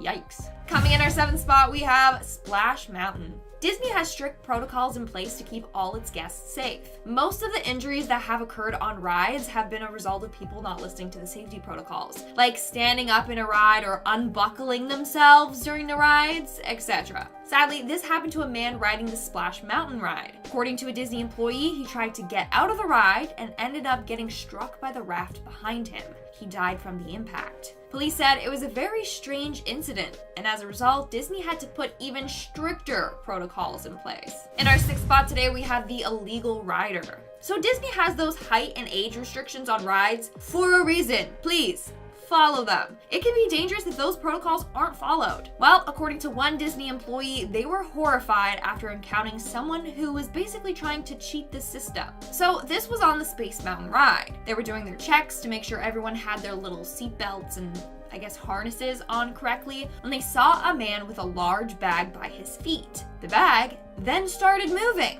The employee demanded he open the bag to show what was in there, but he kept refusing. Finally, the crew member got the bag, opened it, and inside found a kid. The parent had tried to hide their kid in a bag so they could still go on the ride. Are you kidding me? Like, that is so dangerous. They were literally going to risk their kid's life to just go on a Disney ride. That is insane. But also, according to employees, this happens more often than you would think.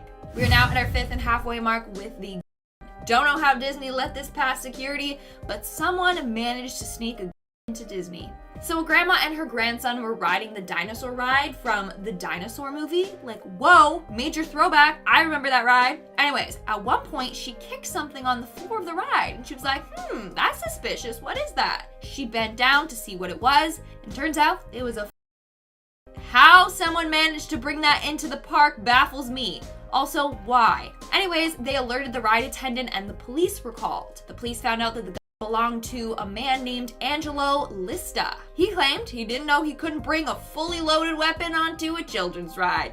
Like, imagine if that thing went off. That would have been bad. Anyways, we still don't know why Angelo decided to bring that with him, but at least no one got injured. I bet that was one unforgettable day. In our 4th spot today, we have the ghost of Walt Disney. According to a number of employees, they believe that the ghost of Walt Disney haunts his park. In fact, a ghost was supposedly caught on security camera footage. You can see this ghostly figure just casually strolling through Disney. Take a look. Security caught this weird ghost on tape and immediately asked others what they thought it could be. There has been some debate on it, like some say it's a glitch or a monitor burn or a reflection, whereas others believe it's the ghost of Walt Disney himself. Or Javier Cruz, a cast member that lost his life in 2004 during a parade float at Disneyland. But what do you guys think of this? Is this real footage of a Disney ghost? Let me know what you think in the comments below. Coming in at number 3, we have the cover-up. According to a former Disney World College Program cast member, there once was a man who took his life in one of the Disney hotel rooms, and Disney used its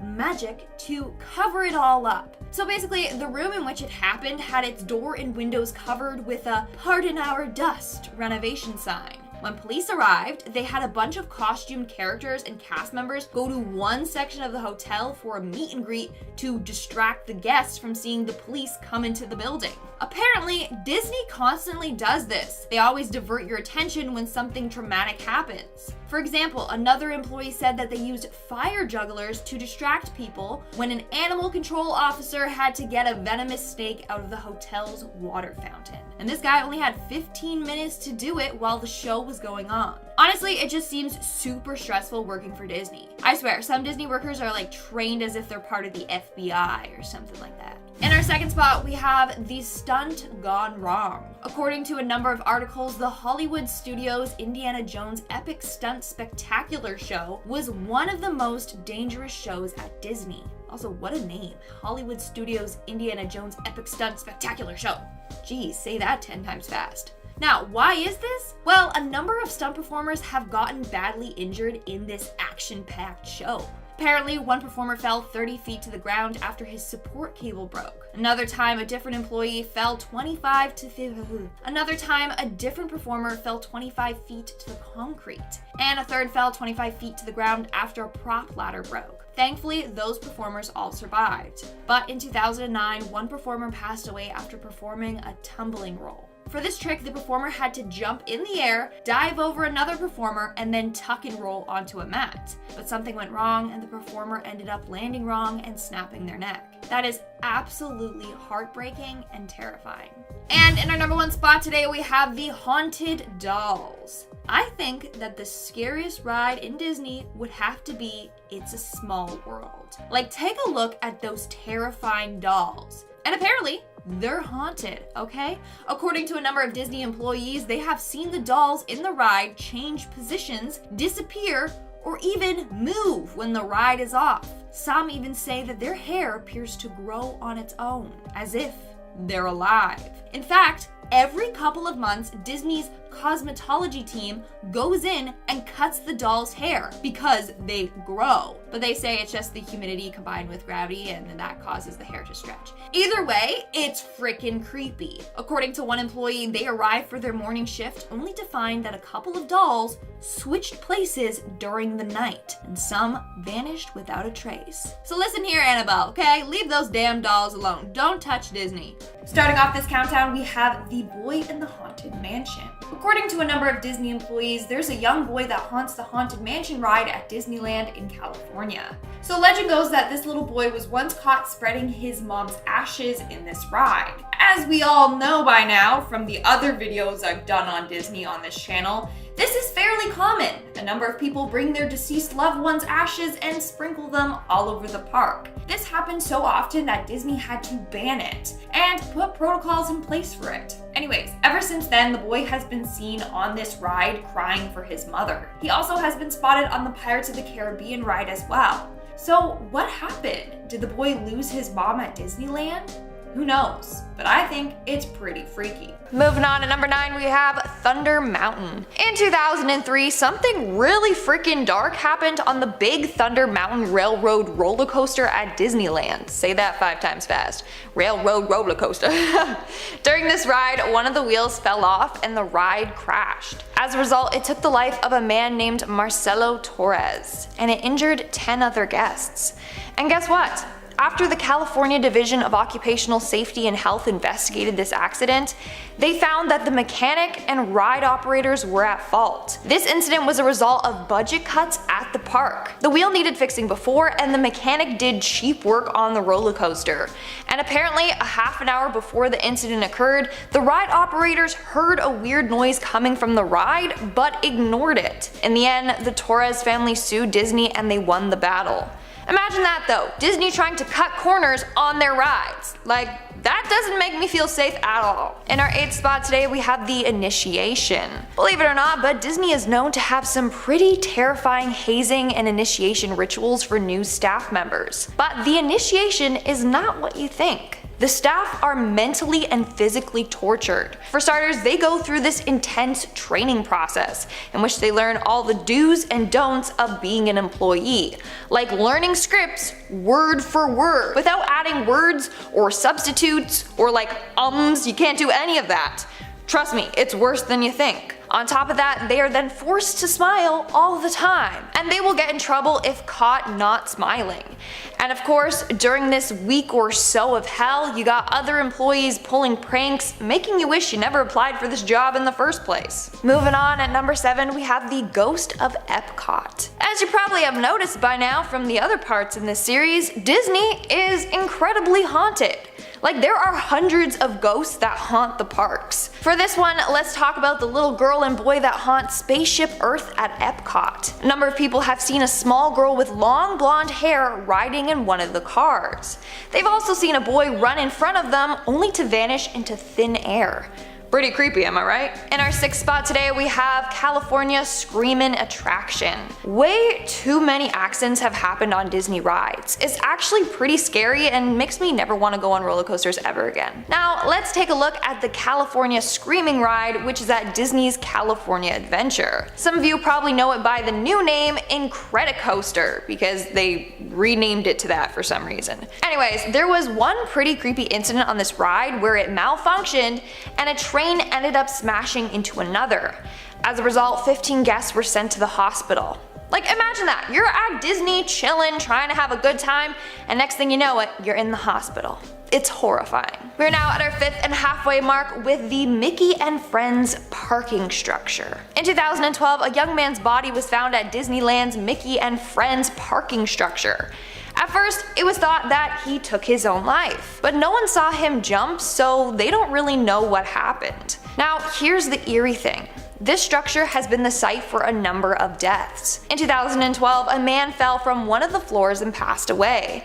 And in 2010, a man purposefully jumped from the top of the structure. It's like it's cursed or something. In our 4th spot, we have the hijacking gone wrong. On June 4th, 1983, an 18-year-old man and his friend decided to steal a rubber emergency raft from Tom Sawyer's Island. They went into the restricted cast-only area of the park to get it. Then they hopped on it and took it for a ride, until it capsized and one of the boys sadly drowned. In the end, the victim's mom sued Disneyland for letting her intoxicated son onto the premise. And also, she sued the travel agency, who she claimed didn't arrange the trip properly and weren't supervising the teens. In the end, she ended up winning the lawsuits. Moving on, at number 3, we have the Disney Hotel. Another place associated with Disney where a number of people have died.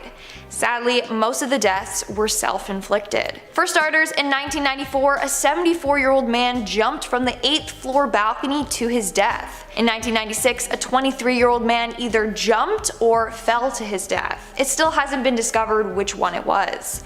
And in 1998, an employee jumped from the same floor as that previous man. But this employee actually survived the jump. I don't know what's up with this hotel, but countless guests have died there. It makes it seem like something sinister is going on there, or it's cursed. In our 2nd spot today, we have the Tower of Terror. Of course, this ride is haunted. I mean, it's pretty creepy on its own. I swear, ghosts like to haunt the scary rides like the Haunted Mansion, the Tower of Terror, you get it. Why don't they haunt the little teacup spinning ride or the Flying Dumbo ride, you know? Anyways, rumor has it among employees that they often see a ghost wandering around the Tower of Terror after hours. On a number of occasions, staff have seen this man. They call out to him, but he doesn't reply. Then he disappears right in front of their eyes. Yeah, no thank you, no. And in our number 1 spot today, we have the Roger Rabbit ride. In September of 2000, a young park guest ended up falling out of Disney's Roger Rabbit's cartoon spin ride. Now, he did survive the initial accident, but was left with very serious injuries. When he fell out of the car, the ride rolled over him and folded his body in half. He was stuck under there for 10 minutes before someone came to free him. He went into cardiac arrest and was left with serious brain damage. After that that incident, he never walked or talked again. He passed away several years later as a result of these injuries. Of course, Disney is to blame for this. They said medical personnel arrived on the scene way too late. Things may have been different if they got there faster. This accident caused a lot of their emergency protocols to change. In our number 10 spot, we have Finding Nemo, the 5 stages of grief. A large community on Reddit was shocked to hear of one person's theory about the infamous Disney movie Finding Nemo. The user concluded that the movie was demonstrating the 5 stages of grief. The theory is that Nemo actually died with his siblings and mother, and that Marlin imagines a single egg surviving, demonstrating the first stage of denial, where he refused to accept that the horrific event happened. Then it becomes anger when Nemo does anything even remotely dangerous. Then moves into bargaining, which Marlin does quite frequently on his quest to find Nemo. Then he eventually feels despair when he becomes ready to give up on the search. And then comes acceptance, where he finally is at peace and learns to not obsess over Nemo. I wouldn't put it past Disney to have at least developed the idea from this starting point. This theory feels pretty accurate to me. If you're liking this video so far, don't forget to smash that like button, as it will really help us out. In our number 9 spot, we have The Little Mermaid Hunter. In the original Little Mermaid, we learn that Ariel has a mother, but we never learn what happened to her until the 2008 movie The Little Mermaid: Ariel's Beginning. That is when we find out that Ariel's mother Athena was killed by a pirate ship, which is why King Triton hates humans. Well, perhaps you may have heard of another Disney tale with pirates called Peter Pan, and in this tale, Captain Hook, the villain of the story, is the captain of a pirate ship. We also see a group of mermaids in Peter Pan at Mermaid's Lagoon, and one of them looks an awful lot like Ariel, and she is even wearing a gold crown, probably the queen. So that of course has led to the theory that it was Captain Hook's ship that killed Ariel's mother, and therefore Captain Hook killed her. That one blew my mind. In our number 8 spot, we have The Frozen Wisdom. I don't need to pray for this theory to be real or not, because it's awesome and it just deserved an honorable mention. People are convinced that the writers of Frozen 2 may have perhaps gone to a lot of therapy in their time, or worked with psychologists to help write the film, because the film is filled with the most amount of wisdom. The type of wisdom you only hear from your therapist. Just do the next right thing, Anna sings as she makes the horrible realization that her sister Elsa and her friend Olaf have passed away. Anna sings about the grief that she is feeling and describes a heaviness that only people that have truly suffered from depression would understand. She goes on to coach herself to do the next right thing, take one step at a time. The best piece of advice you could give someone when they're in the thick of it all. In another case, the people of Arendelle have to evacuate, and after the chaos, Olaf lets all of the young ones play with him and stick icicles in him. He says to them, "We call this controlling what you can when things feel out of control." Another wonderful piece of advice. In our number 7 spot, we have Peter Pan the Psychopath. Now we all know that Neverland is a place where you never have to grow up and you can be a kid forever. And that's all Peter wants for his friends, whether you're a lost boy or a darling. Sure, fun and games all day sounds amazing. But what if you get tired of childhood and decide it's time to grow up? Well, this theory suggests that Peter doesn't take too kindly to adults, even if they started off as friends. In fact, he hates adults so much that he wants to kill them. There are few adults in the movie, the main ones we see being Captain Hook and the crew of the Jolly Roger, and we know how much Peter hates them, so what if the Lost Boys decided it's time to become lost men? Well, following this theory, Peter kills any of the Lost Boys who try to grow up and finds new ones to take their place, so he has friends to play with forever. Captain Hook was actually one of the Lost Boys in the past and learned the truth of who or what Peter is and escapes, rescuing others as he does, and they grow up into the crew. Ooh, this is why Hook hates Pan so much, so maybe Hook wasn't the villain after all.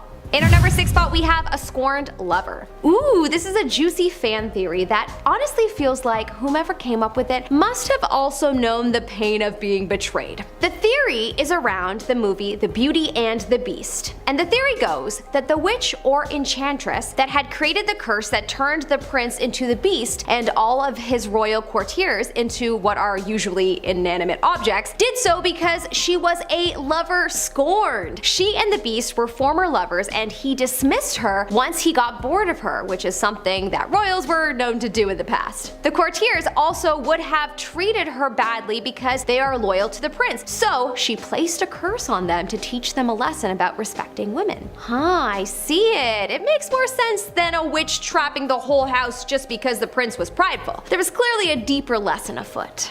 In our number 5 spot, we have Eeyore's origin. Eeyore, everyone's favorite depressed donkey. While everyone in the 100-acre wood is usually pretty carefree and happy, Eeyore seems to always be in a bad mood, and I would be too if my tail kept getting lost or stolen and my house collapsed all the time. But some theorists think that there is a more sinister reason for the gloomy nature. But for that, we need to go all the way back to the 1940s movie Pinocchio. In the film, our puppet protagonist becomes a real boy, and after some wild adventuring, he is rewarded with a trip to Pleasure Island, a land where you can do anything you want and no grown-ups can stop you. But there is a curse placed on the island, and anyone who indulges is turned into a donkey. And we see in the movie that many of the donkeys can still talk. So the theory suggests that Eeyore was once a real boy, and he made the mistake of going to Pleasure Island and was cursed to take his more furry form. But it seems he managed to escape to the safety of the 100-acre wood, and now he lives out the rest of his days longing to regain his lost humanity.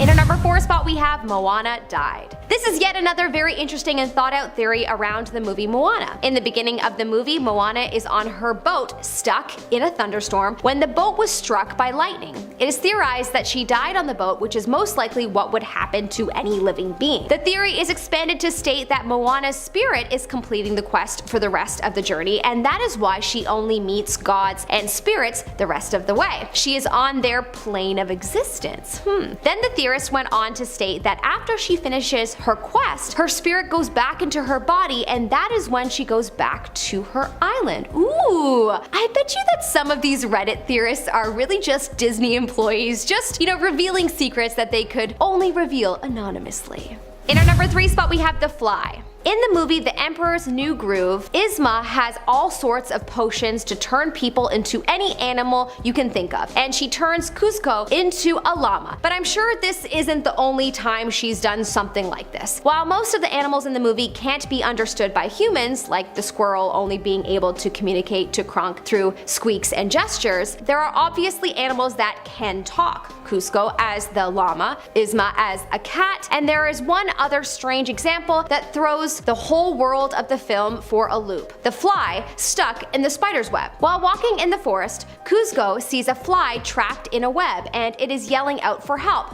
but it's devoured quickly. Now, while this is an obvious reference to the 1958's The Fly, it also begs the question of who else has Yzma turned into animals. Was this one of Kuzco's once loyal subjects? And are there other jungle creatures who used to be humans out there? Let's hope they at least got to be better ones than a fly. In our number 2 spot, we have the evil trolls. Okay, here's another Frozen theory for you. What if Prince Hans wasn't actually evil? What if he was manipulated by magic? A lot of fans online thought that Prince Hans, who had a plot twist of being the overarching villain of the story, was a little out of left field. He was seemingly so good for most of the story, and then all of a sudden he was evil. Well, one Reddit user had a very good theory on this. The trolls, who are a part of Kristoff's family, have some very rare magic, and as they have Kristoff's best interests at heart, perhaps they used magic to change Anna and Hans's path and turn Hans evil so that Kristoff could end up with Anna. Arguably, it's probably for the best, as she actually had a friendship with Kristoff, and all she knew about Prince Hans was that they had a few things in common, like chocolate and sandwiches. Not a solid basis for a lasting relationship, but still,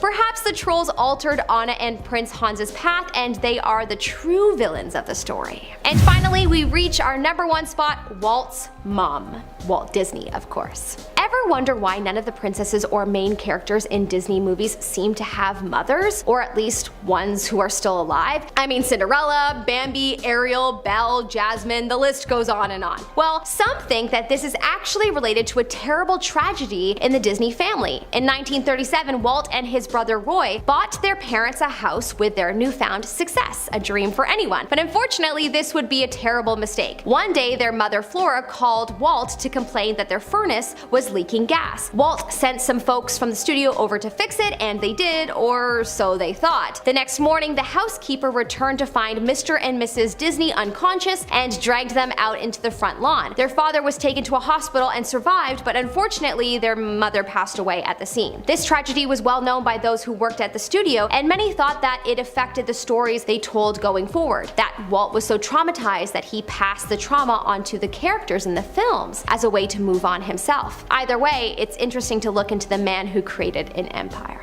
Starting off this countdown, we have the Smellitizer. Disneyland sees about 18 million guests per year. Disney World sees about 58 million guests per year. That is an insane amount of people. Now, what if I told you that Disneyland mind controls its guests? I wish I was making this up, but I'm not. So Disney uses a device known as the Smellitizer. Basically, it's a device used to pump fumes throughout the park. For example, at the main entrance, they pump out the smell of popcorn to entice you to buy some. In candy shops or ice cream parlors, it will smell sweet like vanilla. They also do this to make their rides more immersive. Like at the Pirates of the Caribbean ride, it will smell like wet wood and sea salt. They are literally controlling what you smell. If that's not a form of mind control, then tell me what is. In our 9th spot, we have the monorail. So at Disney World in Florida, they have a public transit system known as the monorail. Basically, it allows guests to travel free between locations associated with Disney. However, in 2009, a 21-year-old monorail driver lost his life while on the job. He was transporting the last batch of guests for the night when another monorail came speeding towards him.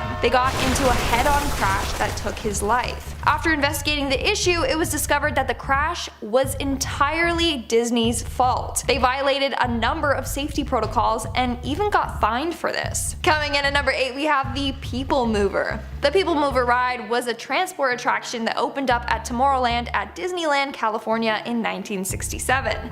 Basically, you would board a small train that would take you on a ride above Tomorrowland from above. However, a month after the ride opened, a 16-year-old boy tripped and fell onto the track. The oncoming train crushed him and dragged his body for a few hundred feet before stopping. That was just a month after opening. But sadly, it's not the only accident that happened. In 1972, a teen fell 30 feet to the ground from the tracks. As a result, she broke her arm, hip, and pelvis. She ended up suing Disney. Then in 1980, another male was crushed and by this ride. Over the years, there have been tons of lawsuits from people who have gotten injured on this ride. In our 7th spot, we have the injuries. The Disney mascot actors go through a lot. And I mean a lot.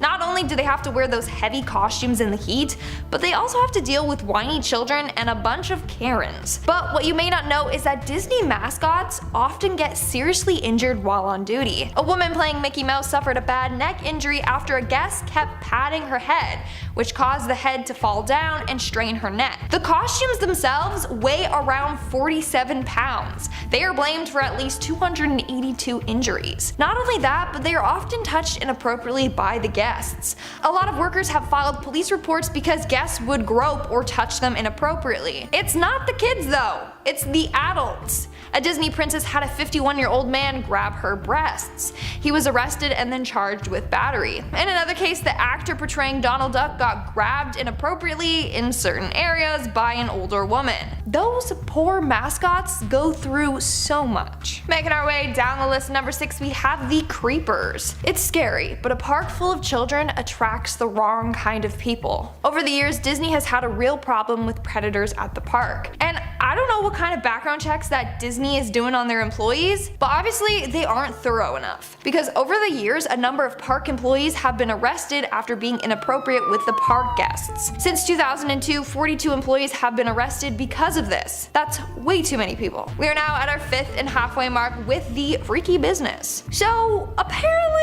a lot of people like to get it on at Disney World. Author Leonard Kinsey highlights this in the book The Dark Side of Disney. Basically, he describes the truth about Disney and exposes all their dirty little secrets. So apparently a lot of people have in the companion restroom. It's a single room with a toilet and sink for anyone that wants a little extra privacy, or for anyone that wants to get a little spicy. Like really, come on guys, keep it together. Apparently a lot of people try to get it on during rides as well. If you're caught though, you get the boot right away. You get the boot and no booty. In our 4th spot, we have the chef suit. So in 2010 at Disneyland Paris, 2 chefs committed. Apparently, the working conditions weren't the best. One of the chefs apparently became depressed after the food at the park switched from freshly made to frozen. His note read, and I quote, "I don't want to work for Mickey anymore." This seems like an urban legend, but I swear I'm not making this up. The other chef apparently took his own life because of humiliating treatment at work. Then in 2013, another employee tried to take his own life by setting himself on fire. That's crazy. Coming in at number 3, we have the deaths.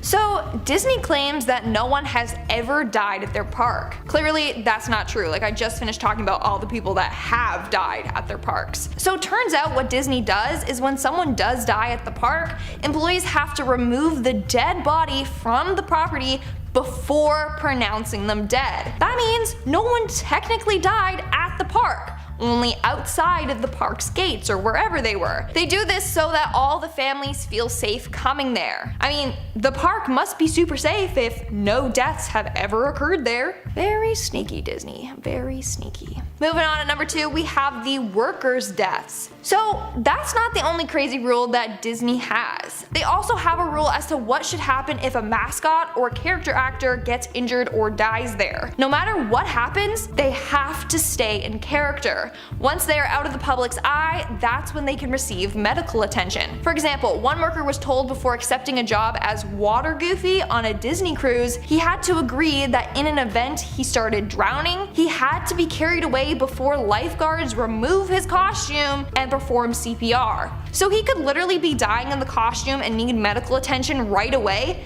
but Disney won't allow it. And in our number 1 spot, we have the cover-up. This is by far one of the biggest cover-ups made by Disney. So on December 24th, 1998, 2 park guests and an employee were involved in a bad accident on the sailing ship Columbia ride. A heavy metal cleat became loose and hit the guests and employee. One of the guests died and his wife was hospitalized. But Disney failed to notify the police. When they were called to the scene, Disney cleaned up the mess as quickly as possible before the police arrived. They also refused to let in outside medical personnel. They were afraid that this would frighten the park guests. 2 things they shouldn't have done. They got a hefty fine as a result of this and were taken to court. Starting off this list in our number 10 spot, we have the missing mothers. Have you ever noticed that a lot of characters in Disney movies don't have mothers? Or if they do, something bad happens to the mothers in the film?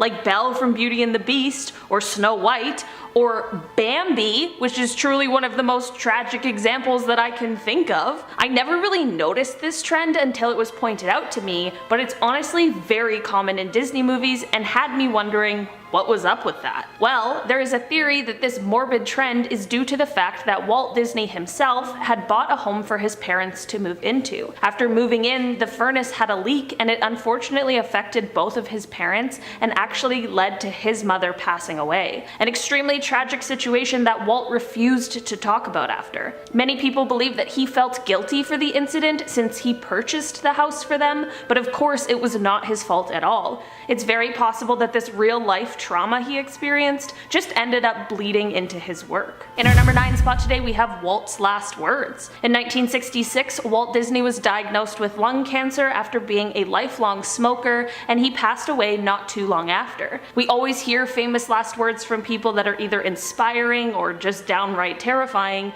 but Walt's last words were just strange. Walt was unfortunately unable to speak due to the condition of his lungs, so his last words were actually written. The last words were Kurt Russell. I wish I could tell you this super interesting story about Kurt, but he was actually just a child actor at the time of Walt's passing. Kurt did voice work, but he also starred in a few movies. Unfortunately, no one really knows why Kurt was on Walt's mind in his final moments, and unless Kurt knows something that he isn't telling us, we will probably never know. In our number 8 spot today, we have a Toy Story connection. Before I dive into this one, guys, please don't forget to hit the thumbs up button if you're enjoying the video so far, because it really helps us out. Toy Story is an absolute classic that is well loved by many. I mean, what kid hasn't imagined their toys coming to life behind closed doors? It honestly is the dream. One little known thing about Toy Story though is its creepy connection. In the Toy Story movies, there are quite a few subtle references to the movie The Shining. Definitely not what I would have expected.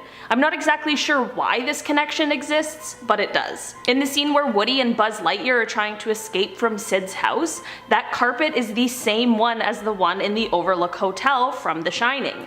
Also, the number 237, which is a terrifying room in The Shining, is repeatedly seen throughout the Toy Story franchise. There are even more connections as well, such as the way the scoring for the movie is set up, which was inspired by, you guessed it, The Shining. And in Toy Story 3, the Sunnyside Daycare has an intercom that is an animated duplicate of the one used by Wendy Torrance, and just a few feet away is a tissue box that has the same pattern as the carpet I mentioned before. It's a lot of connections, and I just wish I knew why. In our number 7 spot today, we have this Disneyland invasion. In 1970, 750 hippies went to Disneyland and took over the Wilderness Fort. They passed out joints to other guests at the park and marched down Main Street singing a version of Zippity Doo Dah that they had altered in order to be about the Vietnam War. Other people at the park began to sing America the Beautiful and tried to overpower them with their singing. This of course all got out of control, and eventually police in riot gear had to show up in order to defuse the situation and to keep it peaceful. Luckily, everything ended non-violently, and this is actually one of the only times that outside police ever had to handle a security issue at the parks.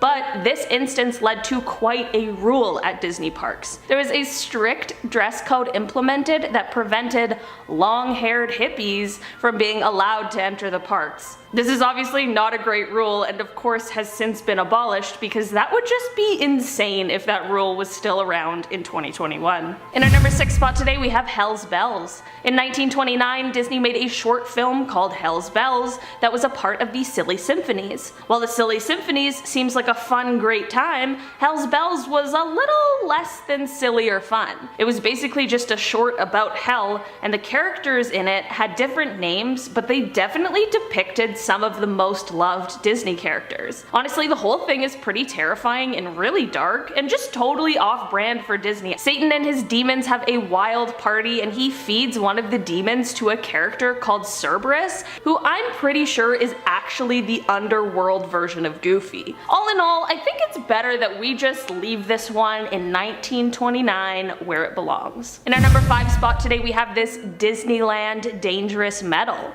When Disneyland was being built in 1955, one of the main metals that was used was lead. This is insane since it's poisonous to humans. It just seems like someone would have caught this fatal flaw. Research has shown that prolonged exposure to lead can impact the reproductive and nervous system in really terrible ways, and it can also even cause cancer. If you're just taking a ride or two, it's probably not the worst thing in the world, but working at the park, especially if you're on the maintenance team, this could definitely have some extremely harmful side effects. Eventually, testing was done that found that the Peter Pan ride, the Haunted Mansion, Mr. Toad's Wild Ride, and the Sword in the Stone statue, as well as even more, were containing high levels of lead. I'm not exactly sure what steps Disney has taken, if any, to correct this issue, but I do know that complaints were still being filed in 2011, so it'll be interesting to see if this was fixed 10 years later. In our number 4 spot today, we have the Disney World deaths. Disney World is the happiest place on earth, or so they say, so it is always shocking to hear of anything bad happening there. Well, Disney World has been around for 56 years, so some less than great things are bound to happen. Unfortunately, at least 14 people have died at Disney World over its course. The reasons span from rides to accidents to pre-existing health conditions. Some of the people have been guests, while others have been backstage workers or cast members. It's definitely not the type of thing that we are used to hearing about a Disney park, since they of course like to keep their image as squeaky clean as possible, but hey, there are some things that are just unavoidable. In our number 3 spot today, we have this woman's rejection letter. The 1930s weren't exactly an ideal time to be a woman for a multitude of reasons,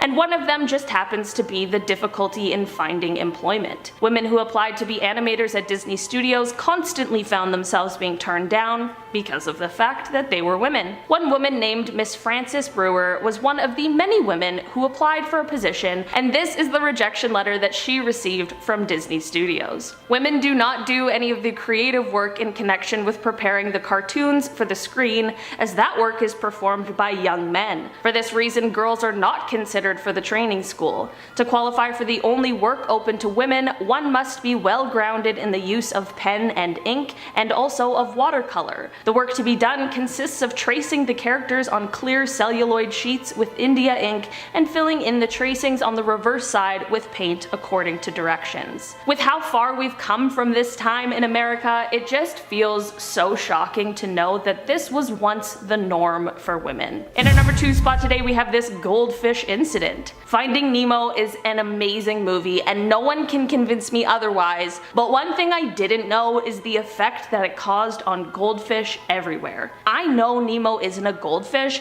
but more people are buying goldfish as pets than they are buying clownfish. After the 2003 film came out, when kids saw the movie, they thought that by flushing their fish down the toilet, they would be sending them back to the ocean where they would be happier. It's truly noble in theory, but obviously most fish can't survive the flush, and if they do, they're headed to the sewage system, which will then end up taking them out regardless. It's truly the sweetest thing that all of these kids wanted to reunite their pets with their long lost family, but who would have thought a Disney classic would lead to goldfish genocide? In our number 1 spot today, we have the problematic history. Most Disney movies instantly become popular because they are usually great, and having them come from a reputable source definitely doesn't hurt. There is one Disney movie from a while ago that you might have never heard of though, and it is called Song of the South. The movie follows a small boy who goes to visit his grandmother's plantation, where he meets a black man who they call Uncle Remus, who is a former slave, who was played by a man named James Baskett. Yep,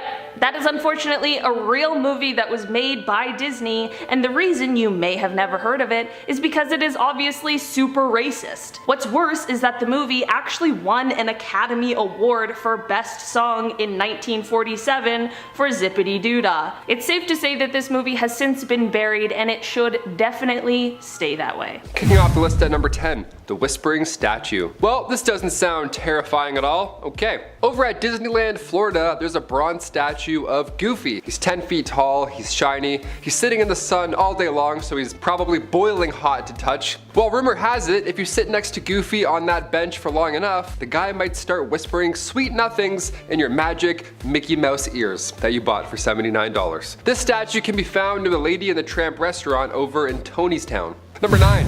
Caution, do not pull rope. Do not pull the rope. Don't do it. Normally when we see a sign that tells us not to do something, we listen, especially if it's near Indiana Jones Adventure Ride at Disneyland, Florida. You don't want to be running away from any rolling boulders, you know what I mean? Can't be poking around ancient cursed artifacts, my friend. This one's waiting for you in the queue area, so next time you're in line and you're bored out of your mind, maybe do pull a rope or two, see what happens. After the first tug, you'll hear a voice. A nearby excavator will tell you to cut it out, it's kind of funny, whatever. If you pull it a second time, you'll hear loud noises noises, crashes, and a big bang. It's actually pretty alarming. Apparently it scares a lot of kids, which is pretty fun. And it's all your fault. That's right, all because you pulled that rope. Better keep that line moving. Sounds like a heap of hurt waiting for you. Number 8. Musical manholes. Disneyland is full of magic. There's animatronics that move on their own, statues that whisper in your ears when you don't expect it. There's music in the air and also in the ground, apparently. In Disneyland, Florida's Toontown, there's a big fountain with Mickey leading an orchestra. Now these instruments aren't doing much, that is, until you stand on a tune hole cover. That's when corresponding instruments start to fire up. So if you have enough friends or family members, you could start an entire orchestra for guests at the park, and they would have no idea it's because of you and your tune manhole cover. There's probably many of you who don't know this and accidentally stepped on a tuba cover. You're like, what was that? Number 7, hidden Mickeys. When Walt Disney himself said, "I only hope that we never lose sight of one thing, that it was all started by a mouse," I got to thinking, which mouse? Was it Stuart Little? Who was he talking about here? Was he talking about the mouse with an ear on its back? That's always a fun one. Or Mickey Mouse, of course. The iconic 3 circles that puts your imagination to the test. If you're visiting Disney Orlando anytime soon, keep an eye open for the hundreds of Mickey Mouse symbols hidden around the park. Yep, they're hidden in the walls, the floors, paintings. In total, there's rumored to be over 1,000 hidden Mickey Mouse logos. Number 6, no more dragons. Disney's Animal Kingdom was originally supposed to have even more animal goodness. Can you believe that? Even more magic. The park originally planned for 3 types of areas, 3 different themes. Animals that are real, animals that are real but now extinct, and animals that are mythological, like unicorns or even dragons per se. Evidence of this can be found looking directly at you when you enter the park. Right in the Animal Kingdom sign, in front of the park, you can see a dragon, representing the never finished Beastly Kingdom. That'd have been a lot of fun, Beastly Kingdom. You're like, is it real? I don't think it's real. Number 5, Cinderella's Suite. Cinderella's castle at Disney World is the main attraction. Without that castle, it would just be a regular theme park. Of course, the castle is a smaller scale than a real medieval one, obviously, so it's a surprise to find out that there's actually a real hidden suite in that castle. And yes, it's quite magical. To get there, you'll need to take a pumpkin carriage elevator. How magical is that? And then in the actual suite, you'll find 2 beds and a pull-out couch. Yeah, nothing more enchanting than a pull-out couch. That's fun. That'll probably be mine if I went with friends for sure. There's stained glass windows, a fireplace to keep you warm in Orlando, Florida. But I almost forgot the most important detail. You need to be invited, of course. You can't just waltz in there. It's not an Airbnb. Get out of here. You have to win a contest in order to even get in the building. To be honest, I don't think I'd want to spend the night here. It doesn't look cozy at all. Looks kind of scary and boring. Pull-out couches? Also, no way. Number 4, underground tunnels. In a place like Disney, there has to be room for employees to take a breather, right? That much time in character, all those high fives. I get it. I've done mascot work for a theme park. It's hot, it's sweaty, it's a lot of yuck going on inside that mask, right? It's not the easiest job. But they're human too. They need to take breaks, they need to clock in and clock out. Where does that magic happen? Well, this needs to be away from the public eye, right? You can't have people watch as Mickey takes his head off to go for a smoke. No way, obviously. So instead, Disney has hidden underground tunnels to move around the park without worrying about staying in character or getting caught in large crowds. During the early park days, Walt Disney himself saw a cowboy from Frontierland walk through Tomorrowland to get to his post. And it just didn't make any sense, you know? It took the magic out of the air. More than fair. So in turn, he made 392,000 square feet of underground tunnels, and that ought to do the trick. Yeah, and also, yes, they look creepy. There's zero magic in these tunnels. Number 3, teacups. The teacup ride is one of the best hidden gems in the park. The Fantasyland Spin Fest is worth waiting for if you know which cups to run for. And yes, it turns out it does matter. You always see kids running, you're like, it doesn't matter, they're all the same. No, it definitely does matter. I was wrong my whole life. There's 18 teacups in total, and the speeds all vary. Here's a hot tip. The orange teacup with diamonds and the purple teacup, they go the fastest. All right, so pass that on. Pass it on to your family and friends. There you go. There's 2 teacups with hearts, and yes, they might be lovely, but these ones are the slower teacups. So if your date is like, oh, these ones look romantic, don't do it, okay? We gotta go to this one. We gotta go fast today. We gotta whip. That wheel in the center, we're not here for fun, okay? We're here for speed. We're clocking in numbers today. We're hitting G-forces. Number 2, family of the day. If you're a family of early birds and you also love waiting outside of amusement parks, well, have I got the place for you, my friends? Here we go. Every morning there's a loud opening ceremony known as the rope drop. This happens when the park first opens, right in the morning. The only way to get picked, according to insiders, is to have matching Disney gear and to arrive early and show energy. Nice. So no crying at 7 a.m., okay? This is Disneyland, okay? This is magical.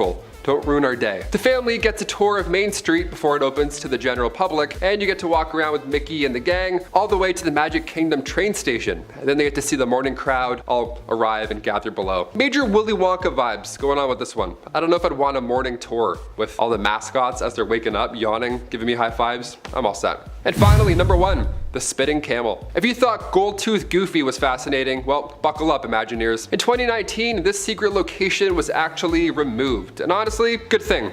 Gone, but certainly not forgotten. That's why I'm here. Since 2001, the grounds of Magic Carpets of Aladdin were refreshing, to say the least. In Adventureland and Magic Kingdom, you'd be walking near the attraction when all of a sudden water would hit you in the face from somewhere. From something. Yeah, it turns out that camel that sits in front of the ride, he would sometimes squirt water out of its mouth randomly into some poor soul's retina. How lovely is that? Yeah, some lukewarm Florida pipe water hitting you directly in the pupil. How magical is that? There you go, grab a hat on the way out. As of 2019, the spitting camel has since been removed, but fear not, there's still the other camel. Let's just hope this one doesn't gain the ability to, project swamp water at passerbyers. That would be nice if it just stayed put.